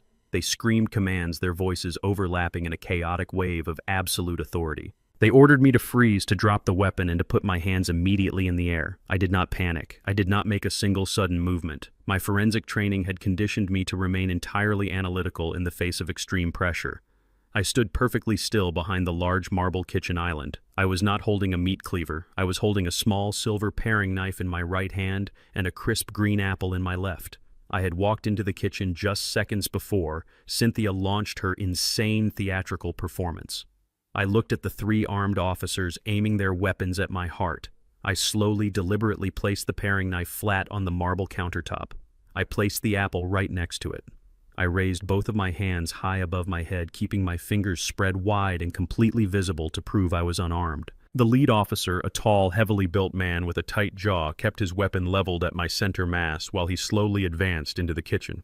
He kicked the small paring knife out of my reach, the metal clattering loudly across the hardwood floor. He demanded to know if there was anyone else in the house. I looked him dead in the eye. I did not stutter. I did not tremble. I dropped the frail, confused old man persona entirely. I spoke with the crisp, authoritative, and deeply calm voice of a man who spent 40 years working alongside federal agents. I told him my son and daughter-in-law were currently upstairs, likely hiding in the guest bedroom. I assured him that the house was entirely secure and that absolutely no one was in any physical danger. The officer frowned, clearly confused by the massive disconnect between Cynthia's hysterical claims of a deranged knife-wielding lunatic and the perfectly composed, highly articulate senior citizen standing before him. He ordered me to turn around and place my hands flat against the wall. I complied instantly and without a single word of protest. I let him pat me down for hidden weapons. Once he stepped back, I slowly turned my head to look at him. I told him I completely understood why they had breached my door with such aggression. I stated clearly that my wife had just fabricated a violent domestic incident because she was currently experiencing a massive psychological breakdown. I explained that her real estate brokerage had been raided and completely shut down by state financial investigators earlier that very afternoon for severe corporate embezzlement. I told the officer she was desperately trying to manufacture a crisis to seize control of my personal assets before she went to state prison. The officer stared at me, his eyes narrowing in suspicion. Police officers are highly trained human lie detectors. They know the distinct difference between genuine chaotic panic and calculated cold truth. But he needed undeniable physical proof before he could lower his weapon. I lowered my right hand slowly and pointed a single finger toward the tall mahogany bookshelf standing in the corner of the adjacent living room. I told him there was a micro-surveillance camera hidden exactly between the heavy encyclopedia and the bronze clock. I told him it was recording in high-definition audio and video and that it had captured everything that happened in this room over the last 30 minutes. The lead officer signaled to his partner, who quickly moved to the bookshelf and located the tiny black lens. I slowly reached into my robe pocket using only 2 fingers to show I was not reaching for a weapon and pulled out my encrypted smartphone. I unlocked the screen and opened the secure surveillance application. I placed the phone flat on the marble counter and pushed it gently toward the lead officer. I told him to rewind the live feed exactly 12 minutes. The officer kept one hand resting firmly on his holster while he leaned over the bright screen. His partner stepped closer to watch. The high-definition video began to play. It showed the completely empty kitchen. Then Cynthia walked into the frame. The officers watched in absolute silence as my wife stood alone by the island. They watched her take a deep, stabilizing breath to prepare herself. They watched her raise her own manicured hands to her face and violently drag her fingernails down her own cheeks, drawing bright red lines of fresh blood. They watched her grab the collar of her expensive silk blouse and rip it open with brute force. They watched her practice a terrified scream silently in the air before finally turning and sprinting out the front door into the darkness. The video was absolute, undeniable, and entirely damning. The lead officer let out a slow, heavy breath. The tension in the room instantly evaporated, replaced by a deep, professional disgust. He holstered his service weapon. His partners did the same. The officer looked at me and formally apologized for the forced entry and the damage to my front door. He said they were legally obligated to treat every emergency call as a lethal threat until proven otherwise. I nodded respectfully, telling him he did exactly what his rigorous training required. The officers turned around and walked back out the shattered front door. I stood in the quiet hallway and listened to the immediate confrontation outside. The lead officer did not offer Cynthia a single ounce of sympathy. He spoke to her with a loud, incredibly harsh voice that carried easily through the cool night air. He told her they had just watched the security footage of her mutilating her own face. He informed her that filing a false police report to manufacture a violent domestic charge is a severe criminal offense punishable by jail time. He told her the only reason she was not leaving in the back of a squad car tonight was because her husband had graciously declined to press immediate charges. He ordered her to stay away from the emergency dispatch lines and warned her that if they were called to this address again under false pretenses, she would be the one wearing handcuffs. The heavy patrol vehicles backed slowly out of my driveway. The flashing red and blue lights disappeared down the quiet suburban street, plunging my house back into the dark. Cynthia walked slowly back through the broken front door frame. Her face was incredibly pale, streaked with dried blood, and completely ruined makeup. Xavier and Megan finally crept down the wooden stairs, staring at the shattered door and the police tire tracks on the lawn in absolute shock. Cynthia looked at me standing perfectly still in the dead center of the hallway. The horrifying realization hit her like a massive freight train. She realized I was the one who had planted the camera. She realized her entire master plan had just been effortlessly destroyed by the very man she thought was losing his mind. A guttural scream of pure animalistic rage ripped from her throat. She lunged forward with surprising speed, raising her hands to strike my face. She expected me to cower. She expected the frail, confused old man to fall backward in fear. She was entirely wrong. I stepped directly into her attack and caught both of her wrists mid-air. My grip was like a steel vise. I twisted her arms down, forcing her to stop dead in her tracks. Xavier yelled my name and rushed forward to intervene, but I locked eyes with him, projecting a terrifying, silent threat that froze him instantly in place. I looked back at my wife. The pathetic, vulnerable mask was completely gone. The old, confused man was entirely dead. I leaned in close to her bleeding face and spoke in a low, vibrating whisper that echoed through the silent house. I told her the childish game was officially over. I told her I knew all about the forged quitclaim deed hidden in Megan's name. I knew about the massive federal wire fraud they had committed. I knew she had poisoned my evening tea. I released her wrists violently, shoving her back toward her son. I told them the real war had just begun, and I was going to financially and legally bury every single one of them. The silence in the hallway was absolute and suffocating. Cynthia, Xavier, and Megan stood completely frozen like statues, their eyes wide with a terrifying new reality. For months they had treated me like a decaying piece of furniture, a senile old fool who could not even remember where he left his car keys. Now they were staring directly at a phantom investigator who had systematically dismantled their entire criminal operation from the shadows. I watched the blood completely drain from Megan's face. She instinctively took a step back, hiding behind my son. Xavier opened his mouth to speak, perhaps to offer some pathetic excuse or beg for a shred of mercy, but his voice completely failed him. His jaw trembled silently. He finally realized that every single moment of his arrogant psychological manipulation had been meticulously recorded and categorized as federal evidence. The balance of power had not just shifted, it had been violently inverted right before their eyes. I did not need to raise my voice or resort to physical violence. The cold, undeniable weight of the truth was already crushing them into the hardwood floor. I turned my back on them and began walking slowly up the stairs, leaving them to suffocate in their own guilt. I had only reached the landing of the second floor when a sharp electronic ringtone shattered the heavy silence downstairs. It was Megan's cell phone. I paused, resting my hand on the smooth wooden banister, and listened intently in the darkness. I heard her rummage frantically through her designer purse, her breathing rapid and shallow. She answered the call with a shaky, breathless voice, expecting it to be another one of Xavier's angry creditors. The caller was not a friend, a family member, or a local loan shark. It was the high-security fraud prevention department of her private bank. Because I had deliberately wired that $50,000 from a highly monitored federal escrow account directly into her newly formed shell company, the federal algorithms had flagged the transaction the very second it processed. I listened with immense satisfaction as Megan's shaky voice turned into a shrill shriek of pure, unadulterated panic. She demanded to know why her online login credentials were not working and why her debit cards were declining. A few seconds later, she dropped her phone onto the floor. It landed with a loud, sharp crack. She grabbed her hair with both hands and screamed that her entire corporate bank account had been permanently frozen by the Internal Revenue Service. The automated money laundering investigation had officially locked down every single penny she possessed. The $50,000 she thought she had so cleverly stolen from a helpless old man had acted exactly like a digital tracking die. It had infected her entire financial network, triggering a massive federal freeze that completely paralyzed her shell company and her personal assets. She sobbed uncontrollably, dropping to her knees on the floor. She confessed to Xavier that the bank representative informed her she was now under active, ongoing investigation by the Financial Crimes Enforcement Network. Her bottomless greed had completely blinded her to the basic fundamental rules of financial security. She had voluntarily accepted a heavily monitored wire transfer and tried to instantly wash it through a fake real estate ledger to legitimize the funds.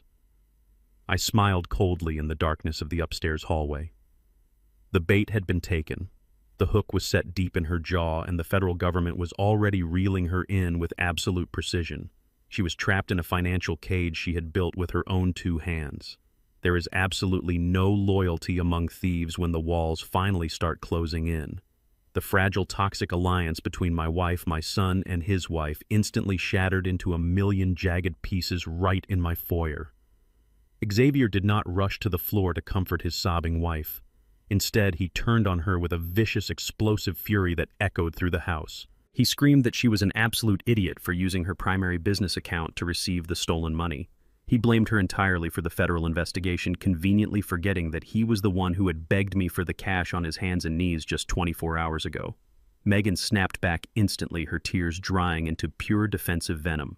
She yelled that she only created the shell company because his massive hidden startup debts were threatening to leave them entirely homeless. She called him a pathetic failure who had to rely on manipulating his own father to survive. The two of them stood there viciously tearing each other apart with brutal insults, while Cynthia leaned heavily against the wall, hyperventilating. My wife was in a state of total catastrophic shock. The freezing of Megan's accounts meant there was absolutely no cash left to save her. Cynthia needed hundreds of thousands of dollars immediately to hire a top-tier criminal defense attorney to fight the state embezzlement charges and keep her out of prison. She had secretly planned to use the $50,000 from Megan as an emergency retainer fee by tomorrow morning. Now that money was locked inside an impenetrable federal vault. Cynthia slid slowly down the wall until she was sitting on the floor, staring blankly at the shattered front door. She buried her face in her hands and began to wail. She was completely bankrupt, professionally ruined, and facing years in a state penitentiary. But Megan was not ready to completely surrender to the reality of her demise. I watched from the top of the stairs as she suddenly scrambled across the floor and snatched up her cracked cell phone. Her eyes were wild with the manic, terrifying desperation of a cornered animal realizing it has one final breath left. She looked at Xavier and Cynthia, her voice dropping to a harsh, ragged whisper. She told them the IRS freeze was only a temporary setback and that they still had one massive lifeline left to pull them out of this nightmare. She quickly opened her encrypted email application. She pulled up the forged commercial real estate contract containing my fake signature and the fraudulent notary stamp. The Atlanta development firm had promised a non-refundable $1 million earnest money deposit the exact moment they received the fully executed document. Megan declared she was sending the contract directly to the buyer right now to trigger the massive payout. She hit the send button before Xavier or Cynthia could even process what she was doing. She truly thought she was securing their grand escape. She had absolutely no idea she had just voluntarily transmitted a forged document across state lines using a digital network. She had just officially committed federal wire fraud. Megan's thumb slammed down on the glowing screen before anyone could stop her. Xavier lunged forward, desperately trying to snatch the cracked device from her hands, but he was a fraction of a second too late. The small swoosh sound of the outgoing email echoed loudly in the silent foyer. It was the digital sound of a prison cell locking shut. She looked up at her husband, her chest heaving fully, believing she had just initiated a $1 million rescue mission. I stood at the top of the stairs looking down at the absolute pinnacle of human stupidity. A forged signature on a physical piece of paper is a severe state-level crime. But the exact moment she used an internet service provider to transmit that fraudulent commercial real estate contract to a buyer in a different state, she crossed a massive, unforgiving legal boundary. She had just committed federal wire fraud. The Federal Bureau of Investigation does not care about family drama or desperate startup debts. They only care about the digital footprint of a felony, and she had just handed them a perfectly wrapped confession. Xavier stared at his wife in absolute horror, realizing the catastrophic magnitude of what she had done. He grabbed his coat, turned his back on both his wife and his mother, and walked out the shattered front door into the night without saying a single word. The following 3 days were a masterclass in silent psychological warfare. Cynthia did not speak to me. She moved through the house like a highly caffeinated ghost, aggressively ignoring the fact that her professional life had been completely incinerated. Her real estate brokerage remained locked down by state investigators, and her bank accounts were frozen solid. Her only remaining lifeline was the emergency guardianship hearing she had somehow managed to expedite through the county probate court. She truly believed that if she could just get a judge to declare me legally incompetent, She could instantly seize my $2 million retirement fund, pay off her massive embezzlement debts, and miraculously avoid state prison. She used her last functioning credit card to hire a notoriously aggressive probate attorney known for bulldozing through family courts. I let her operate under her false blanket of security. I spent my days quietly meeting with Howard Kaplan in his secure downtown office. We were not preparing a standard legal defense. We were meticulously constructing a federal execution. I have spent my entire adult life testifying as an expert forensic witness in highly contested federal fraud cases. I know the exact rhythm of a courtroom. I know how judges think, how they weigh evidence, and exactly how they react to blatant perjury. Howard and I spent hours organizing the high-definition surveillance videos, the audio recordings, the IRS money laundering alerts, and the federal trust documents into heavy, undeniable evidence binders. We were not just going to prove I was sane. We were going to systematically dismantle their entire lives right in front of the presiding judge. The morning of the hearing was cold and aggressively bright. I wore my best charcoal gray tailored suit, the exact one I used to wear when testifying against Wall Street embezzlers. I walked into the county courthouse with my head held high, projecting the absolute calm of a man who held all the winning cards. The probate courtroom was a sterile, intimidating environment with heavy oak paneling and harsh fluorescent lighting. I took my seat at the defense table. I sat entirely alone. Howard Kaplan was intentionally absent, waiting patiently in the corridor for my specific signal. Cynthia sat at the petitioner's table across the aisle, flanked by her sleazy, overpriced attorney.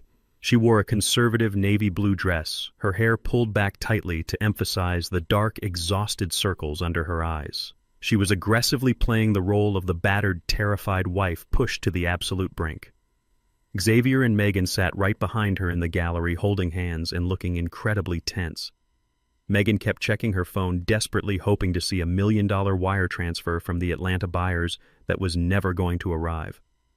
The heavy wooden door behind the bench swung open, and the Honorable Judge Harrison took his seat. He was an older, stern-looking man with a reputation for having absolutely zero patience for family drama. The bailiff called the court to order, and the final battle officially commenced. Cynthia's attorney immediately called her to the witness stand. She walked up to the box with a slow, trembling gait. She placed her right hand on the Bible and swore to tell the whole truth, immediately committing perjury the second she opened her mouth. Her attorney gently guided her through a highly rehearsed narrative of my supposed mental collapse. She cried on absolute command. She told the judge about my imaginary memory lapses, my supposed financial recklessness, and my aggressive outbursts. She boldly brought up the incident with the paring knife from a few nights ago, conveniently omitting the fact that the police officers had cleared me and explicitly threatened to arrest her for filing a false report. She claimed I was a massive danger to myself and my family. She sobbed heavily into a tissue, begging the judge to grant her full medical and financial guardianship so she could place me in a secure memory care facility before I hurt someone. Judge Harrison listened intently, taking careful notes. He looked down at me with a gaze full of pity and solemn resignation. He was clearly buying every single word of her tragic performance. Cynthia's attorney thanked her and proudly announced that he had one final irrefutable piece of evidence to present to the court. He stated that he had brought in an independent, highly respected medical professional to confirm my severe cognitive decline. The heavy double doors at the back of the courtroom swung open. Dr. Miller walked confidently down the center aisle, wearing a pristine white coat over an expensive suit, ready to deliver the fraudulent medical diagnosis that would legally end my life. He stepped into the witness box, completely unaware that he was walking directly into a trap. I sat perfectly still, maintaining my posture as a helpless old man. The judge leaned forward, preparing to hear the final medical nail in my coffin. I slowly reached into my jacket pocket and pulled out my phone. I pressed a single button, sending a blank text message to Howard Kaplan waiting outside. The heavy double doors at the back of the courtroom swung open with a loud, resounding thud mere seconds after I pressed send. Howard Kaplan strode down the center aisle. He did not walk like a standard family lawyer. He moved with the aggressive, undeniable presence of a federal prosecutor stepping onto a battlefield he had already conquered. He carried a thick black leather briefcase in his left hand. Cynthia's attorney stopped dead in his tracks, his mouth hanging open in mid-sentence. Cynthia spun around in her chair.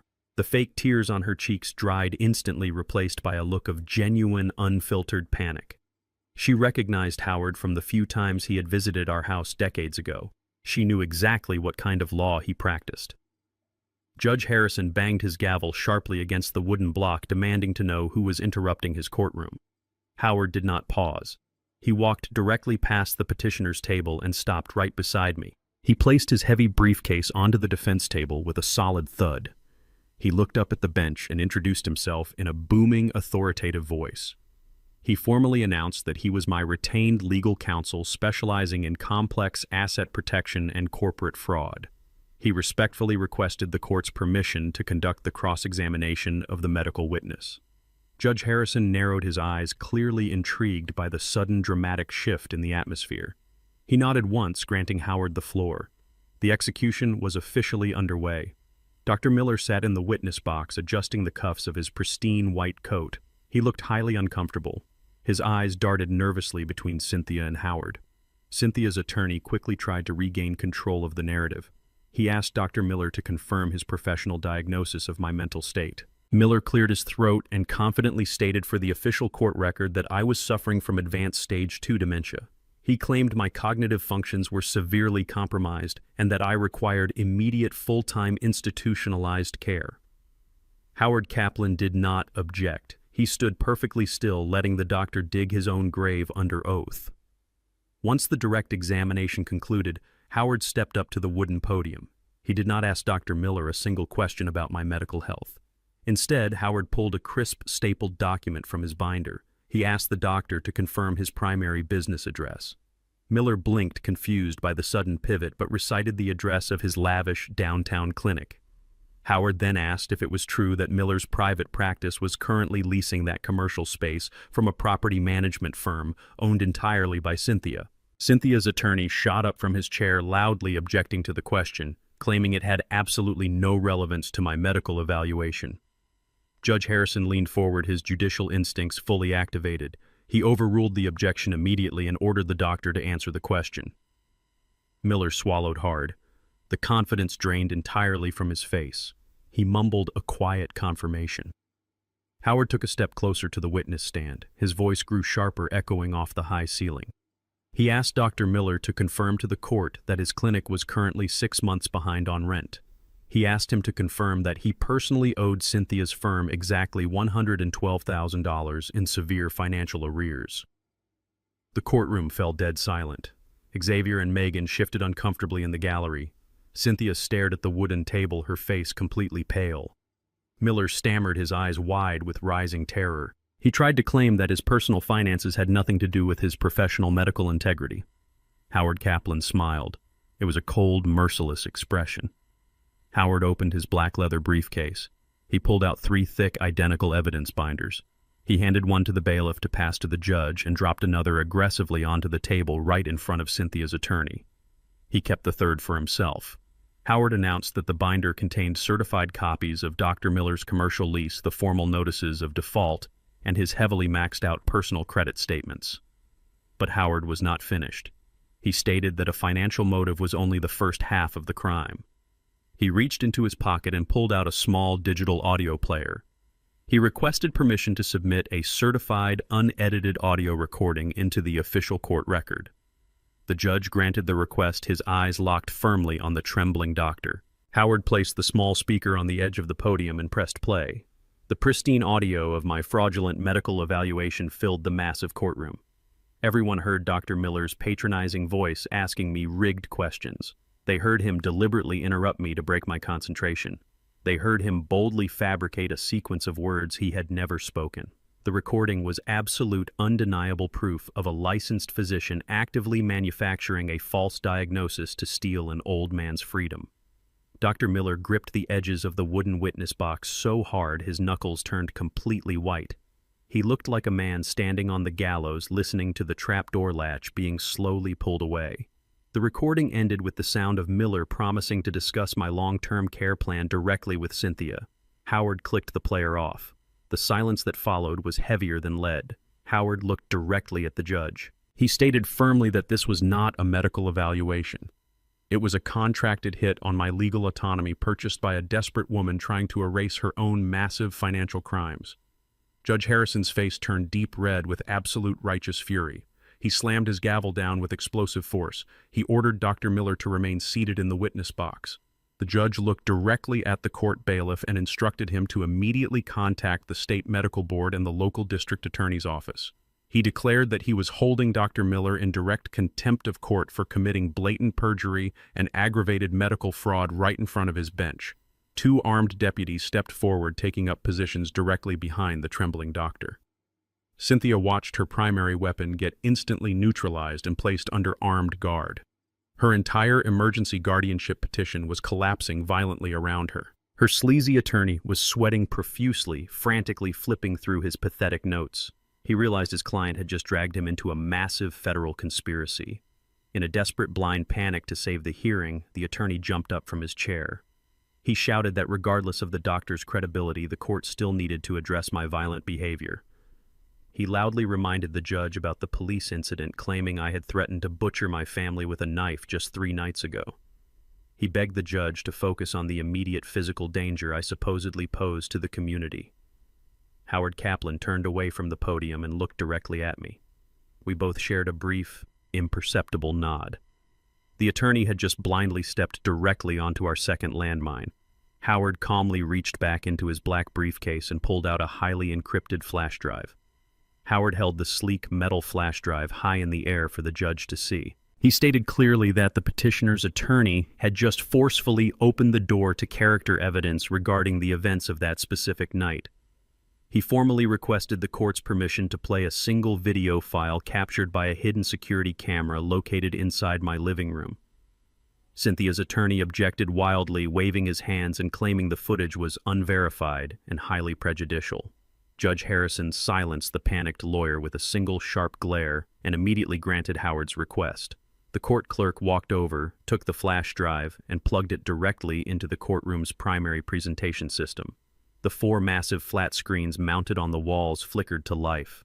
I sat perfectly still, my hands folded neatly on the wooden defense table. I did not even look at the screens. I looked directly at my wife.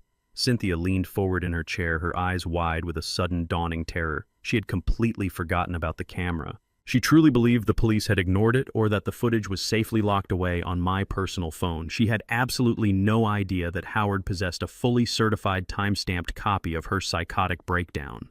The high-definition video began playing simultaneously across the massive screens. The audio feed was crystal clear, capturing the ambient silence of my dark house. Everyone in the packed gallery watched the empty kitchen. Then Cynthia walked into the frame. The entire courtroom gasped collectively as they watched my wife stand perfectly alone next to the marble island. They watched her take a deep, stabilizing breath. They watched her raise her own manicured hands to her face and violently drag her fingernails down her cheeks, drawing bright red lines of fresh blood.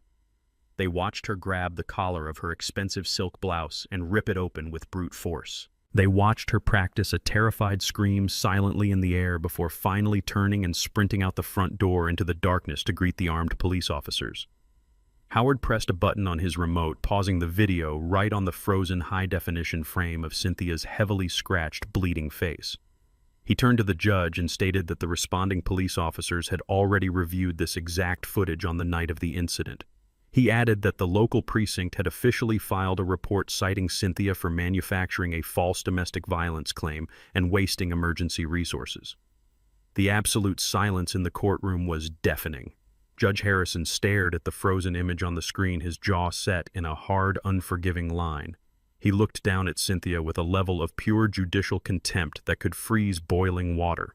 Cynthia's high-priced probate attorney stood completely frozen at his podium. He looked at the massive screen, then slowly looked down at his client. He realized instantly that Cynthia had lied to him, manipulated him, and forced him to present a fabricated, highly illegal domestic violence claim to a sitting judge. In the legal profession, presenting knowingly false evidence is a fast track to permanent disbarment. The attorney did not hesitate for a single second. He scrambled to gather his legal pads, shoving them haphazardly into his expensive leather briefcase. He addressed the judge with a shaky, breathless voice, formally requesting to withdraw as petitioner's counsel, effective immediately due to severe and irreconcilable ethical conflicts. Judge Harrison granted the withdrawal without a moment of hesitation. The attorney practically sprinted out of the courtroom, leaving Cynthia sitting entirely alone at the massive wooden table. She had no corrupt doctor to back her up. She had no lawyer to defend her. Her entire manufactured reality had been violently stripped away in less than 20 minutes. Cynthia buried her face in her hands, her shoulders shaking with silent, defeated sobs. But Howard Kaplan was not finished. A trained forensic accountant does not stop fighting when the primary target is neutralized. We follow the money trail until every single conspirator is fully exposed and brought to justice. Howard turned his sharp, predatory gaze away from Cynthia and looked directly into the gallery. He locked eyes with my son. Howard formally requested the court's permission to call Xavier to the witness stand as a hostile witness regarding the systemic financial abuse of a vulnerable elder. Judge Harrison immediately agreed, leaning forward with intense interest. Xavier physically recoiled in his wooden pew. He looked around wildly for an exit, but the heavy courtroom doors were closed, and an armed bailiff was already walking directly toward him. Xavier stood up on visibly shaking legs and slowly made his way to the witness box. He placed his hand on the Bible and took the oath with a voice so weak it barely registered on the courtroom microphone. Howard approached the podium carrying a fresh stack of dense financial documents. He did not yell. He spoke with the quiet, deadly precision of a surgeon operating with a scalpel. He asked Xavier to confirm his current employment status. Xavier stared at his shoes and admitted he was currently unemployed. Howard then displayed the certified banking records of the $50,000 wire transfer I had sent to Megan's newly formed shell company just days prior. Howard asked Xavier how an unemployed man and his wife managed to trigger a massive ongoing federal money laundering investigation by the Internal Revenue Service in less than 24 hours. Xavier turned completely white. The blood drained entirely from his face. He realized Howard knew absolutely everything about the frozen bank accounts and the federal dragnet closing in around them. Howard pressed the attack harder. He stepped right up to the edge of the witness box. He asked Xavier to confirm under penalty of federal perjury if he and his wife had intentionally extorted a senior citizen for $50,000 under the false pretense of paying off violent loan sharks. Xavier opened his mouth, but no sound came out. He looked at the judge, then at me, completely paralyzed by the terrifying weight of his crimes. He was visibly cracking. He was taking a deep breath, preparing to confess to everything and throw his wife entirely under the bus just to save himself from a maximum security prison sentence. Megan saw his resolve crumbling from her seat in the gallery. She saw her husband preparing to send her away. She could not handle the immense pressure. Megan jumped out of her seat, ignoring all courtroom decorum. She pointed a shaking finger directly at Howard and screamed at the top of her lungs. She yelled that they did not need the miserable $50,000 anymore and that they did not care about the IRS freeze. She proudly announced to the judge and the entire courtroom that she had fully executed the commercial real estate contract last night. She screamed that a non-refundable $1 million earnest money deposit was currently being wired to her company for the Georgia property and that they had finally won. Megan's voice echoed violently off the high mahogany ceilings of the courtroom. The entire gallery erupted into a chaotic symphony of gasps and frantic whispers. Judge Harrison slammed his heavy wooden gavel down with such explosive force that the handle nearly splintered upon impact. He demanded absolute silence, pointing the head of the gavel directly at Megan. He ordered the armed court bailiff to immediately detain her if she uttered one more word out of turn. Megan stood frozen in the gallery, her chest heaving, her eyes darting frantically around the room. She genuinely thought she had just delivered the winning blow. She believed that the promise of $1 million would somehow validate her actions, intimidate the court, and force the judge to recognize her fabricated authority. She was profoundly, catastrophically wrong. Howard Kaplan did not miss a single beat. He looked up at the bench with the calm, predatory focus of a seasoned prosecutor. He formally requested that the court reporter permanently enter Megan's spontaneous, unprompted admission of executing a commercial real estate contract involving my personal assets into the official legal record. Judge Harrison nodded firmly, his eyes fixed on Megan with absolute judicial disgust. The court reporter's fingers flew across the stenotype machine, officially documenting her federal confession. Howard then turned his attention away from the crumbling family in the gallery. He looked directly at me and officially called me to the witness stand. This was the exact moment I had been waiting for since the afternoon I found that treacherous red folder sitting on Cynthia's desk. The frail, confused, and terrified old man died right there at the defense table. I pushed my heavy wooden chair back and stood up. I did not lean on the table for support. My spine was perfectly straight, my shoulders were broad and squared. I walked across the courtroom floor with the heavy, measured, and entirely confident stride of a veteran federal investigator. The collective shock radiating through the room was palpable. Cynthia stared at me as if she were looking at a phantom. Xavier slumped down in his seat, his jaw hanging open, completely defeated by the terrifying realization that his father had been playing them all along. I stepped into the witness box, placed my right hand firmly on the worn leather Bible, and swore the oath with a crisp, booming voice that reached every single corner of the massive room. Howard approached the podium with a slight, highly respectful nod. He did not treat me like an elderly victim of elder abuse. He treated me like his star expert witness. He asked me to state my full name and my professional background for the official record. I looked directly at Judge Harrison. I told him my name is Carlton. I told him I had spent 40 consecutive years working as a senior forensic accountant for the federal government, specializing exclusively in complex financial fraud, corporate embezzlement, and severe identity theft. Howard walked back to his briefcase and pulled out a fresh legal pad. He asked me to describe the events of the past week from my professional investigative perspective. I spoke with absolute clinical precision. I did not use emotional language. I laid out the cold, undeniable facts. I explained how I discovered the fraudulent medical documents and the fake quitclaim deed in my wife's office. I detailed the systematic psychological warfare they waged against me under my own roof. I told the judge about the intentionally misplaced car keys, the fabricated conversations, and the constant aggressive gaslighting designed to make me doubt my own sanity. I referenced the high-definition video already submitted into evidence, reminding the court that Cynthia had deliberately crushed a heavy sedative into my nightly tea to manufacture the symptoms of cognitive decline she so desperately needed for her narrative. I explained how I had secretly poured the poisoned tea into a potted plant and played the role of a heavily sedated man to gather irrefutable intelligence. I told the court about the $50,000 wire transfer, explaining exactly how I used a federally monitored escrow account to intentionally trigger the Internal Revenue Service money laundering algorithms the moment Megan moved the cash. The judge stopped taking notes for a moment. He took off his reading glasses and stared at me with a look of profound respect and sheer astonishment. He was looking at a masterclass in counter-surveillance. Howard wasted no time transitioning to the final nail in their coffin. He directed the court clerk to pull up the encrypted file I had previously submitted to his office. The 4 massive flat screens mounted on the courtroom walls flickered to life, displaying the fully executed commercial real estate purchase agreement. Howard asked me to identify the document for the record. I looked at the bright screens and stated that it was a fraudulent contract attempting to sell my family's 300 acres of ancestral land in Georgia to an Atlanta-based commercial development firm for $4.5 million. Howard zoomed in on the final page of the document, highlighting the signature line in bright yellow. He asked me if I had signed that binding legal contract. I stated firmly that I absolutely had not. Howard asked me to explain how I acquired the document. I turned my attention back to the judge. I explained exactly how I had deployed a custom data extraction malware program via a hidden USB drive to instantly clone this specific file directly from Megan's unsecured laptop while she was distracted by a neighborhood inspector outside our home. I then proceeded to systematically dissect the forgery right in front of the entire court. I pointed out the severe lack of natural variation in the ink flow on the screen, explaining that it was a classic, undeniable indicator of a slow, deliberate tracing rather than a fluid, authentic signature.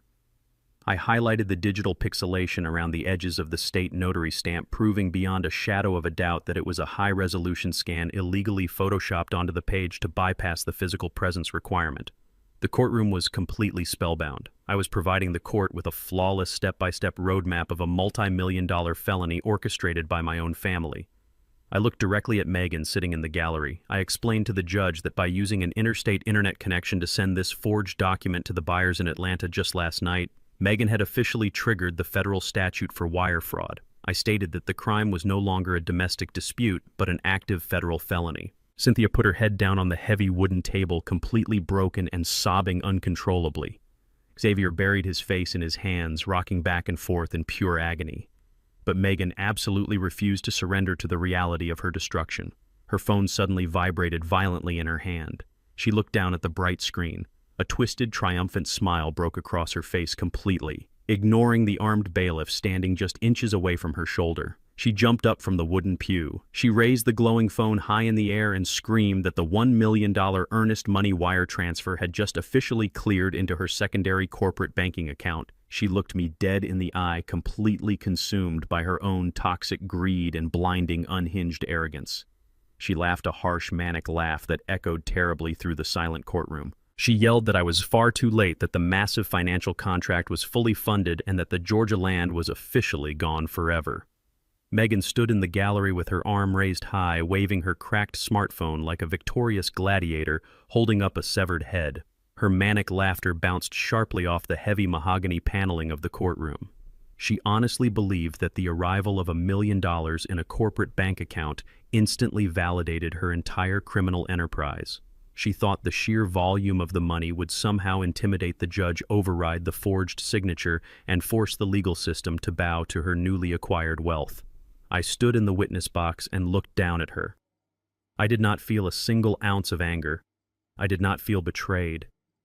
I only felt a profound, freezing pity for a woman who was so entirely blinded by her own greed that she could not see the massive federal guillotine dropping rapidly toward her neck.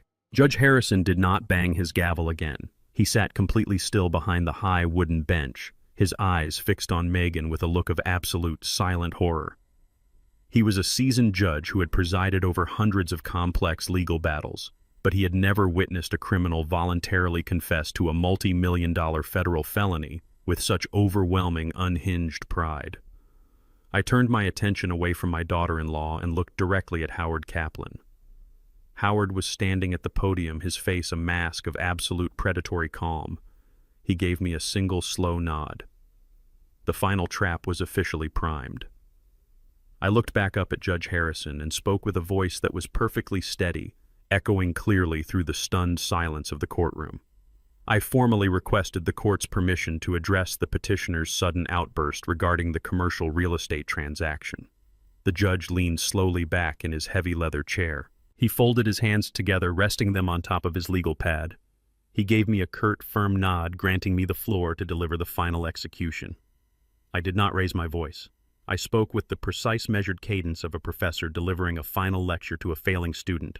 I looked directly at Megan. I told her that I fully believed the $1 million earnest money deposit had just cleared into her secondary corporate account.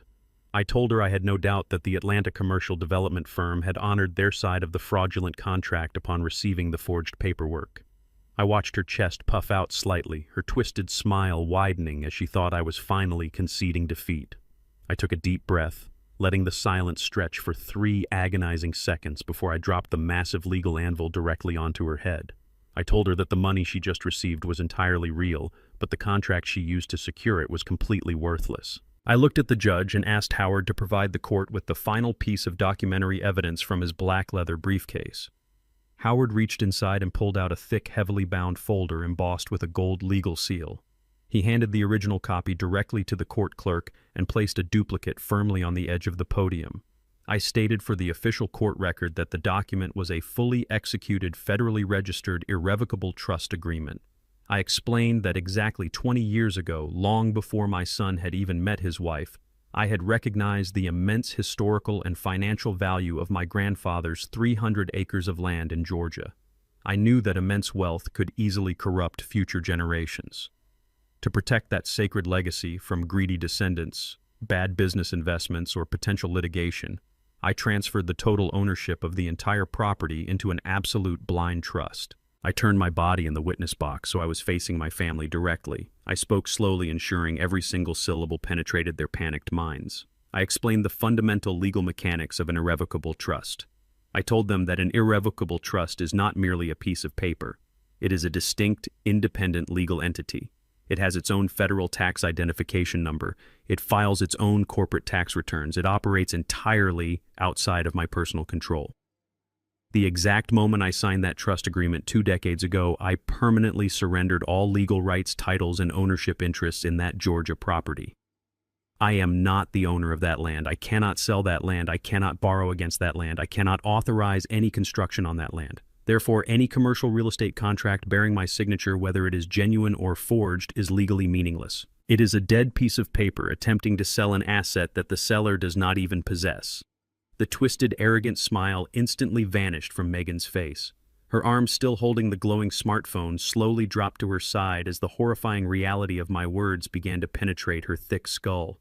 The courtroom was so quiet I could hear the hum of the air conditioning unit in the ceiling. I leaned forward, resting my hands on the edge of the wooden witness box. I transitioned from explaining the trust to explaining the catastrophic financial crime she had just completed.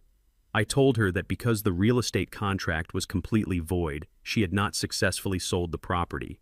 Instead, she had just used a fabricated document featuring a forged signature and a fake notary stamp to fraudulently induce a commercial buyer into wiring $1 million across state lines. I reminded her of the exact federal statute for wire fraud, noting that the crime is considered fully executed the moment the illegal funds hit the receiving bank account. By celebrating the arrival of that money, she was not celebrating a successful real estate deal. She was celebrating the successful completion of aggravated grand larceny and massive federal wire fraud. I watched the remaining color completely drain from her face. Her skin turned a sickly, ashen gray. The phone slipped from her trembling fingers and clattered loudly onto the wooden floor of the pew. She had thought the money was her ultimate salvation. She now realized the money was the physical, undeniable proof of her federal felony. The commercial buyers in Atlanta were going to realize the deed was entirely invalid the moment their own attorneys attempted to file the paperwork with the county clerk. They would instantly report the massive theft to the federal authorities. Furthermore, that $1 million was now sitting trapped inside a corporate shell account that was already frozen and actively monitored by the Internal Revenue Service due to the $50,000 bait I had set earlier in the week. She could not withdraw a single cent to hire a defense attorney. She could not transfer the money to an offshore account. She was completely trapped in a financial prison of her own making, holding $1 million of stolen corporate funds with the entire federal government watching her every single move. Xavier sat in the pew next to his wife, his entire body shaking violently. He buried his face in his hands, realizing that his own signature was likely on some of the supporting corporate documents for her shell company, making him an active co-conspirator in a multi-million-dollar federal crime. Cynthia remained slumped over the petitioner's table. She did not even look up. Her emergency guardianship petition was dead. Her real estate brokerage was dead. Her future was entirely gone. She was going to state prison for embezzlement, and her son and daughter-in-law were heading to federal prison for wire fraud. Judge Harrison sat frozen on the bench, his gavel resting loosely in his hand. He looked at me with a profound sense of awe.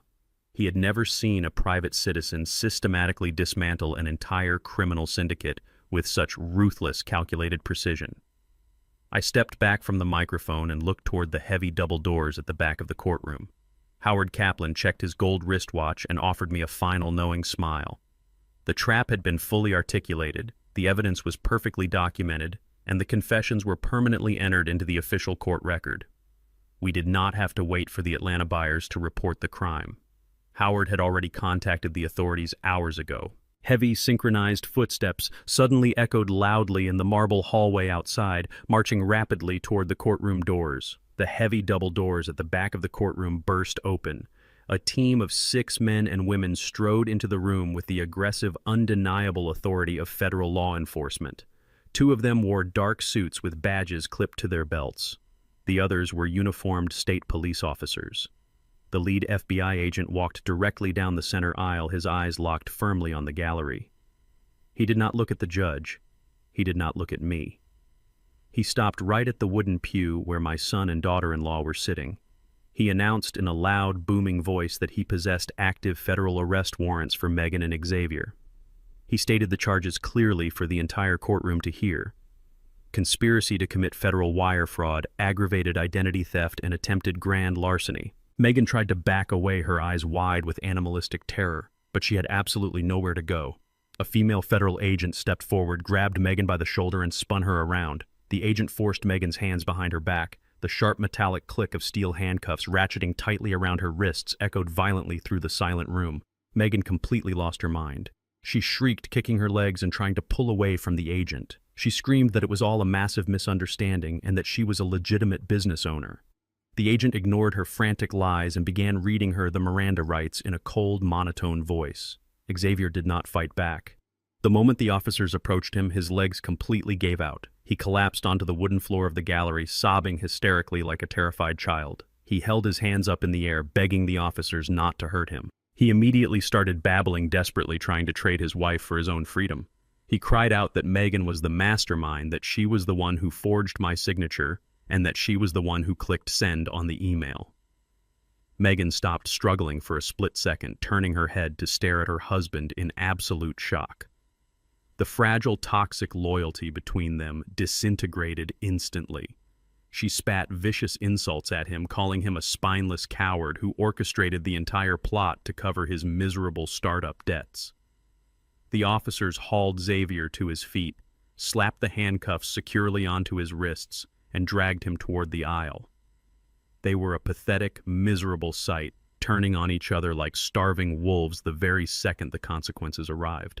Cynthia watched her only son being dragged out of the courtroom in heavy steel chains. She remained slumped over the petitioner's table, too paralyzed by shock to even speak. She likely thought she was safe from the federal sweep because her crimes were strictly handled at the state level. She was entirely wrong. 2 state investigators from the Financial Crimes Division separated from the federal team and walked directly toward her table. The lead investigator looked down at her with absolute disgust. He informed Cynthia that her broker's license was now permanently revoked. He then announced that she was under arrest for multiple counts of corporate embezzlement, criminal commingling of client funds, and filing a false police report. He ordered her to stand up and put her hands behind her back. Cynthia slowly raised her head. She looked completely hollowed out.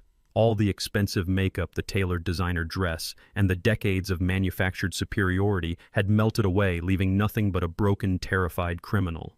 She looked past the state investigator and locked her eyes directly on me. I stood calmly in the witness box, looking down at the woman I had been married to for 40 years.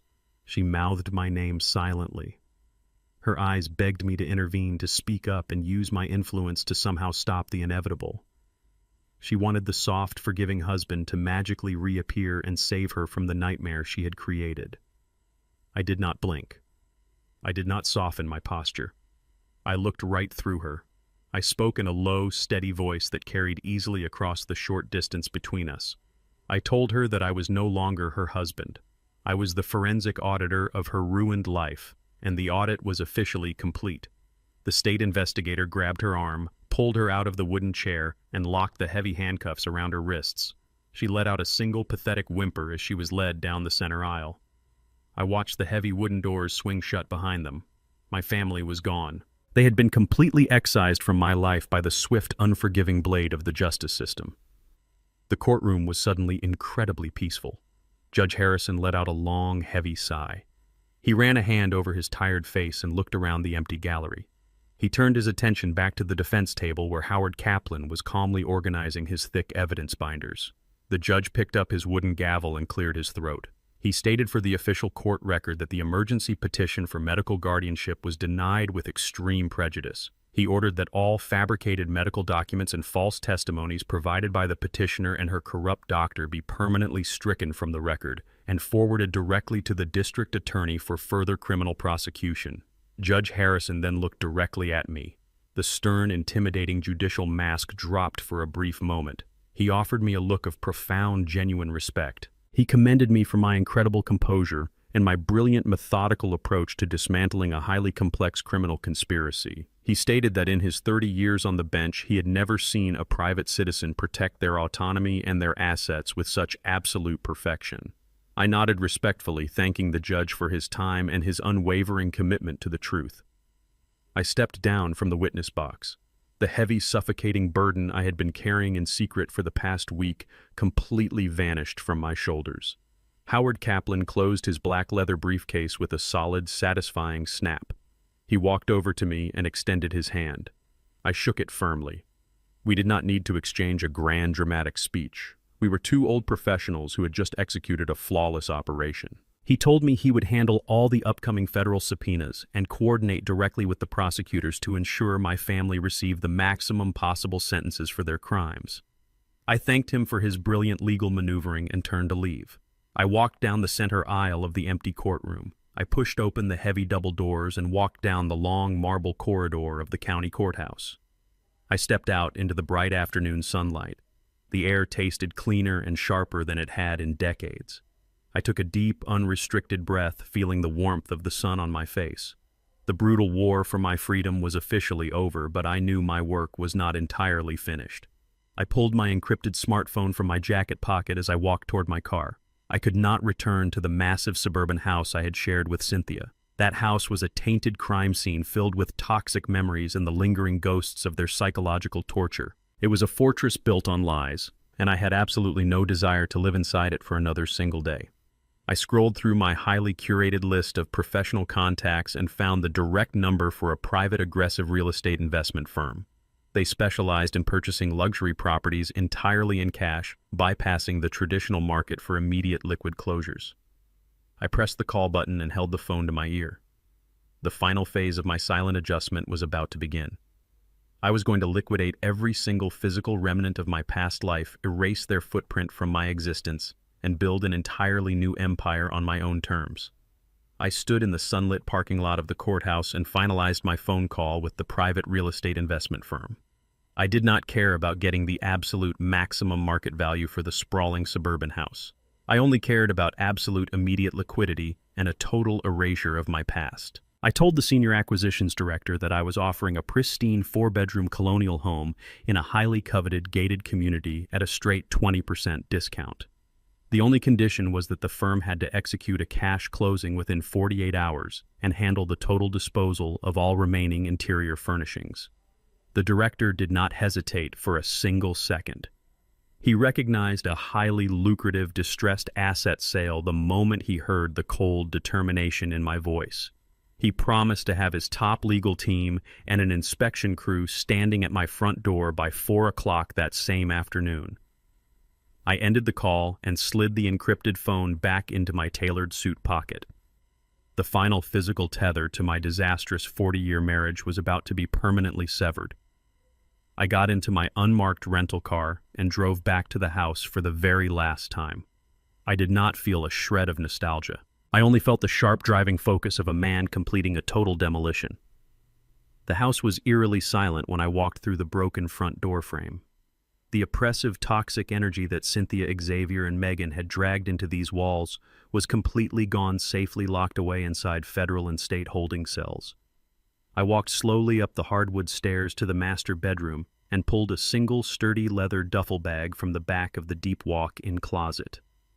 I did not pack the expensive tailored suits Cynthia had forced me to buy for her pretentious country club dinners. I did not pack the meaningless crystal trinkets, the expensive luxury watches she gifted me to maintain appearances, or the heavy silver picture frames filled with fake smiling family portraits. I only packed the absolute essentials. I took my encrypted forensic laptop, my secure physical hardware wallets containing my digital assets, my grandfather's vintage gold pocket watch, and a few comfortable changes of clothes. Decades of working deep undercover in federal financial crimes had taught me the vital importance of traveling light. When an asset becomes fatally compromised, you do not try to salvage it. You cut your losses instantly, detach your emotions entirely, and walk away without looking back. Cynthia had spent 40 years filling this massive house with expensive, useless garbage to project a fraudulent image of extreme wealth to people she secretly despised. I was leaving it all behind for the liquidation crew to throw into a massive steel dumpster. Right at 4 o'clock, a sleek black town car pulled aggressively into my concrete driveway. 3 men in sharp-tailored business suits stepped out carrying heavy leather legal portfolios. I met them in the sunlit foyer. The lead acquisition agent walked through the spacious rooms with a highly critical, unemotional eye, aggressively taking notes on his digital tablet. He clearly noted the shattered front door frame and the violently overturned furniture in the living room, but he also recognized the pristine hardwood floors, the upgraded kitchen appliances, and the top-tier neighborhood valuation. He did not ask any personal questions about why a senior citizen was abruptly abandoning a fully furnished luxury home. In the ruthless world of high-speed cash acquisitions, the only things that matter are the clear title deed and the instant wire transfer. We sat down together at the formal mahogany dining room table. It was the exact same table where my son and daughter-in-law had aggressively gaslighted me, trying to convince me I was losing my mind just a few nights ago. Now I was using that very table to legally sign away the roof over their heads. I reviewed the dense, multi-page purchasing contract with the meticulous, unforgiving eye of a senior federal auditor. Everything was perfectly legal, ironclad, and stripped of any contingencies. I signed my name fluidly across the bottom line. The agent immediately tapped a button on his tablet to authorize the corporate wire transfer. Within 10 minutes, my secure banking application vibrated in my pocket, notifying me that the massive cash payment had successfully cleared into my private offshore escrow account. The house was officially no longer mine. I handed the lead agent my heavy brass set of house keys and walked out the front door carrying only my single leather duffel bag. I drove straight back downtown to Howard Kaplan's secure office suite for one final crucial meeting. We sat in his quiet leather-paneled room drinking incredibly expensive aged bourbon to celebrate our flawless legal victory. But I had one last piece of federal paperwork to execute before I completely disappeared from the public grid. We pulled out the massive gold embossed binder containing the irrevocable trust documents for the 300 acres of ancestral land in Georgia. The land was entirely safe from Cynthia and Xavier, but I needed to ensure it served a much higher permanent purpose than simply sitting empty in the rural countryside.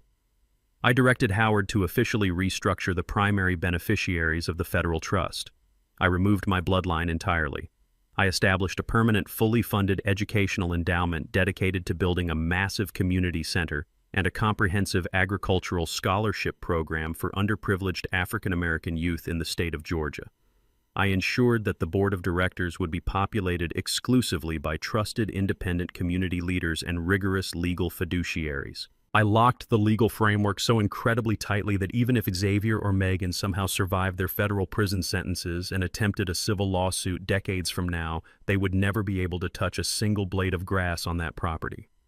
My grandfather had worked his hands to the absolute bone to buy that land during a time of immense racial hostility. I was going to ensure his profound legacy actively uplifted the people who truly needed it, rather than feeding the bottomless toxic greed of an entitled family. I shook Howard's hand one last time, thanking him deeply for his brilliant legal mind and his unwavering decades-long loyalty.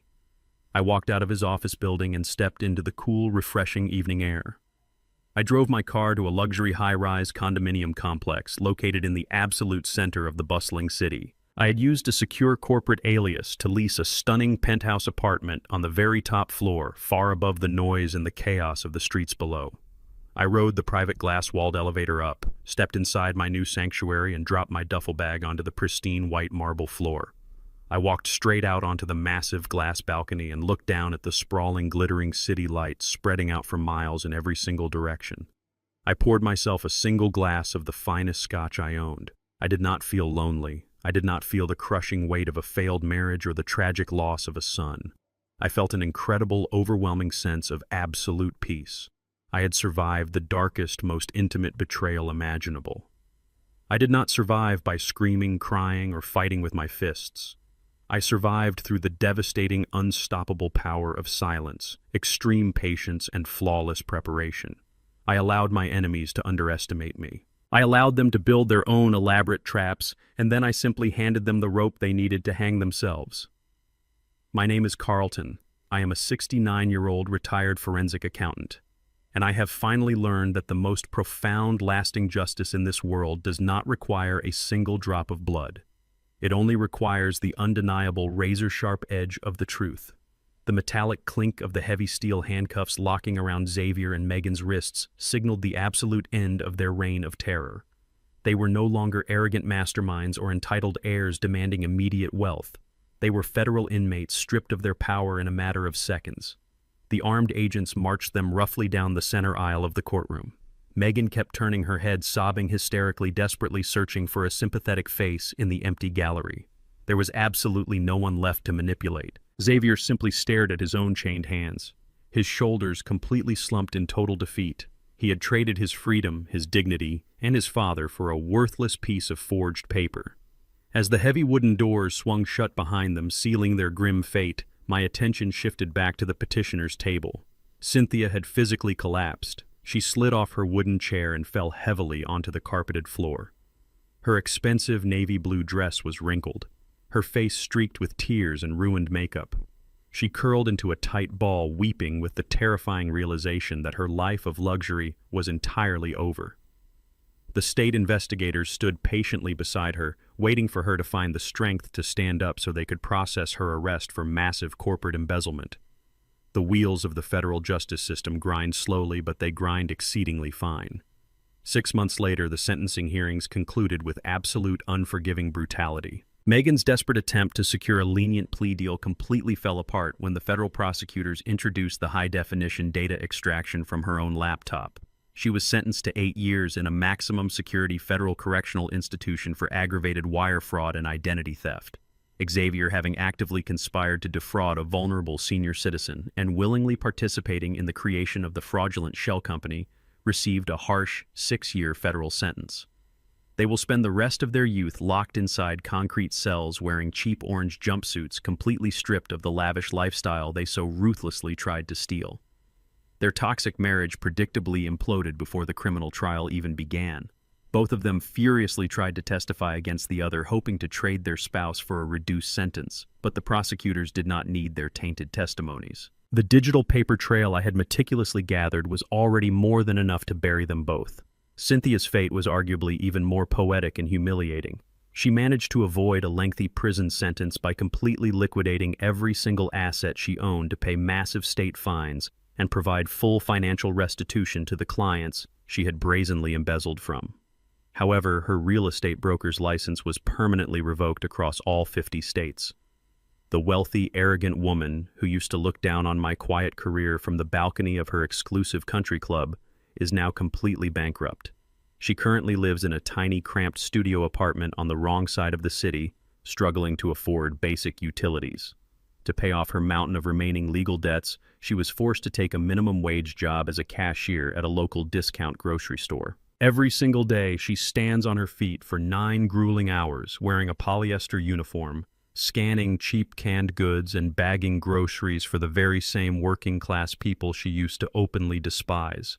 She is a hollow ghost of her former self, trapped in a relentless cycle of menial labor and profound, crushing regret. I do not feel sorry for any of them. They engineered their own destruction with spectacular precision. I simply stepped aside, provided the necessary rope, and allowed their bottomless greed to drag them all down into the abyss. With the venomous infection completely removed from my life, I focused entirely on rebuilding my world on a solid foundation of absolute truth. The immediate cash sale of the sprawling suburban house provided me with an immense pool of liquid capital.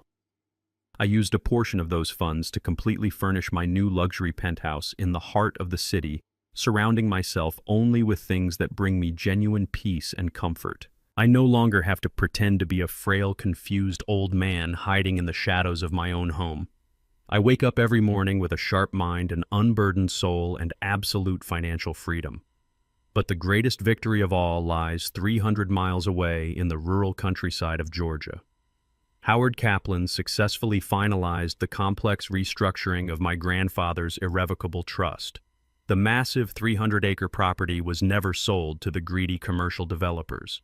Instead, it was officially transformed into the permanent headquarters for a newly established, fully funded agricultural and educational endowment. The foundation now provides comprehensive full-ride college scholarships to brilliant, underprivileged African-American students who lack the financial resources to escape their systemic circumstances. My grandfather bought that land with calloused hands and a broken back to secure a future for his bloodline. Since my direct bloodline chose the path of treachery, deceit, and self-destruction, I ensured his immense legacy would actively uplift the broader community instead. Every single time a young student graduates with a degree funded by that trust, the memory of my family's betrayal is further erased. It is replaced by a lasting monument of hope, education, and genuine opportunity. I took the ultimate weapon my family tried to use to destroy me, and I forged it into an unstoppable engine of generational wealth for those who truly deserve it. I am sitting on the expansive glass balcony of my penthouse apartment right now. The vibrant city lights of Atlanta stretch out infinitely below me, a glittering ocean of ambition and relentless energy. I hold a heavy crystal glass of vintage bourbon in my hand, listening to the smooth, comforting rhythm of jazz drifting from the high-end speakers inside. I am Carlton, 70 years old, completely alone and happier than I have ever been in my entire life. I learned the hardest way possible that true family is not defined by shared DNA or 40 years of forced proximity. It is defined by unwavering loyalty, mutual respect, and basic human decency. When those crucial elements vanish, you must have the courage to sever the ties no matter how deeply they are rooted in your past. Never let anyone convince you that your age makes you weak or that your silence is a sign of submission. Sometimes the most devastating counterattack is simply letting your enemies talk themselves into a federal prison. I took a slow sip of the warm bourbon, smiling at the beautiful quiet night. The silent adjustment is officially complete. I also learned that the most dangerous weapon a person can possess is absolute emotional control. When someone attacks you, their greatest advantage is your predictable reaction. They desperately want your anger, or they expect your panic. But when you offer them nothing but complete silence, you force them to navigate blindly through their own suffocating arrogance. Age is never a vulnerability, but rather a profound strategic advantage built on decades of observing human nature. I survived because I completely refused to play the helpless victim in their chaotic drama. Instead, I became the silent architect of their absolute ruin, proving once and for all that cold patience will always outlast blind greed. If you have ever had to outsmart a toxic manipulator in your own life, share your victory in the comments below and hit subscribe for more stories of absolute justice.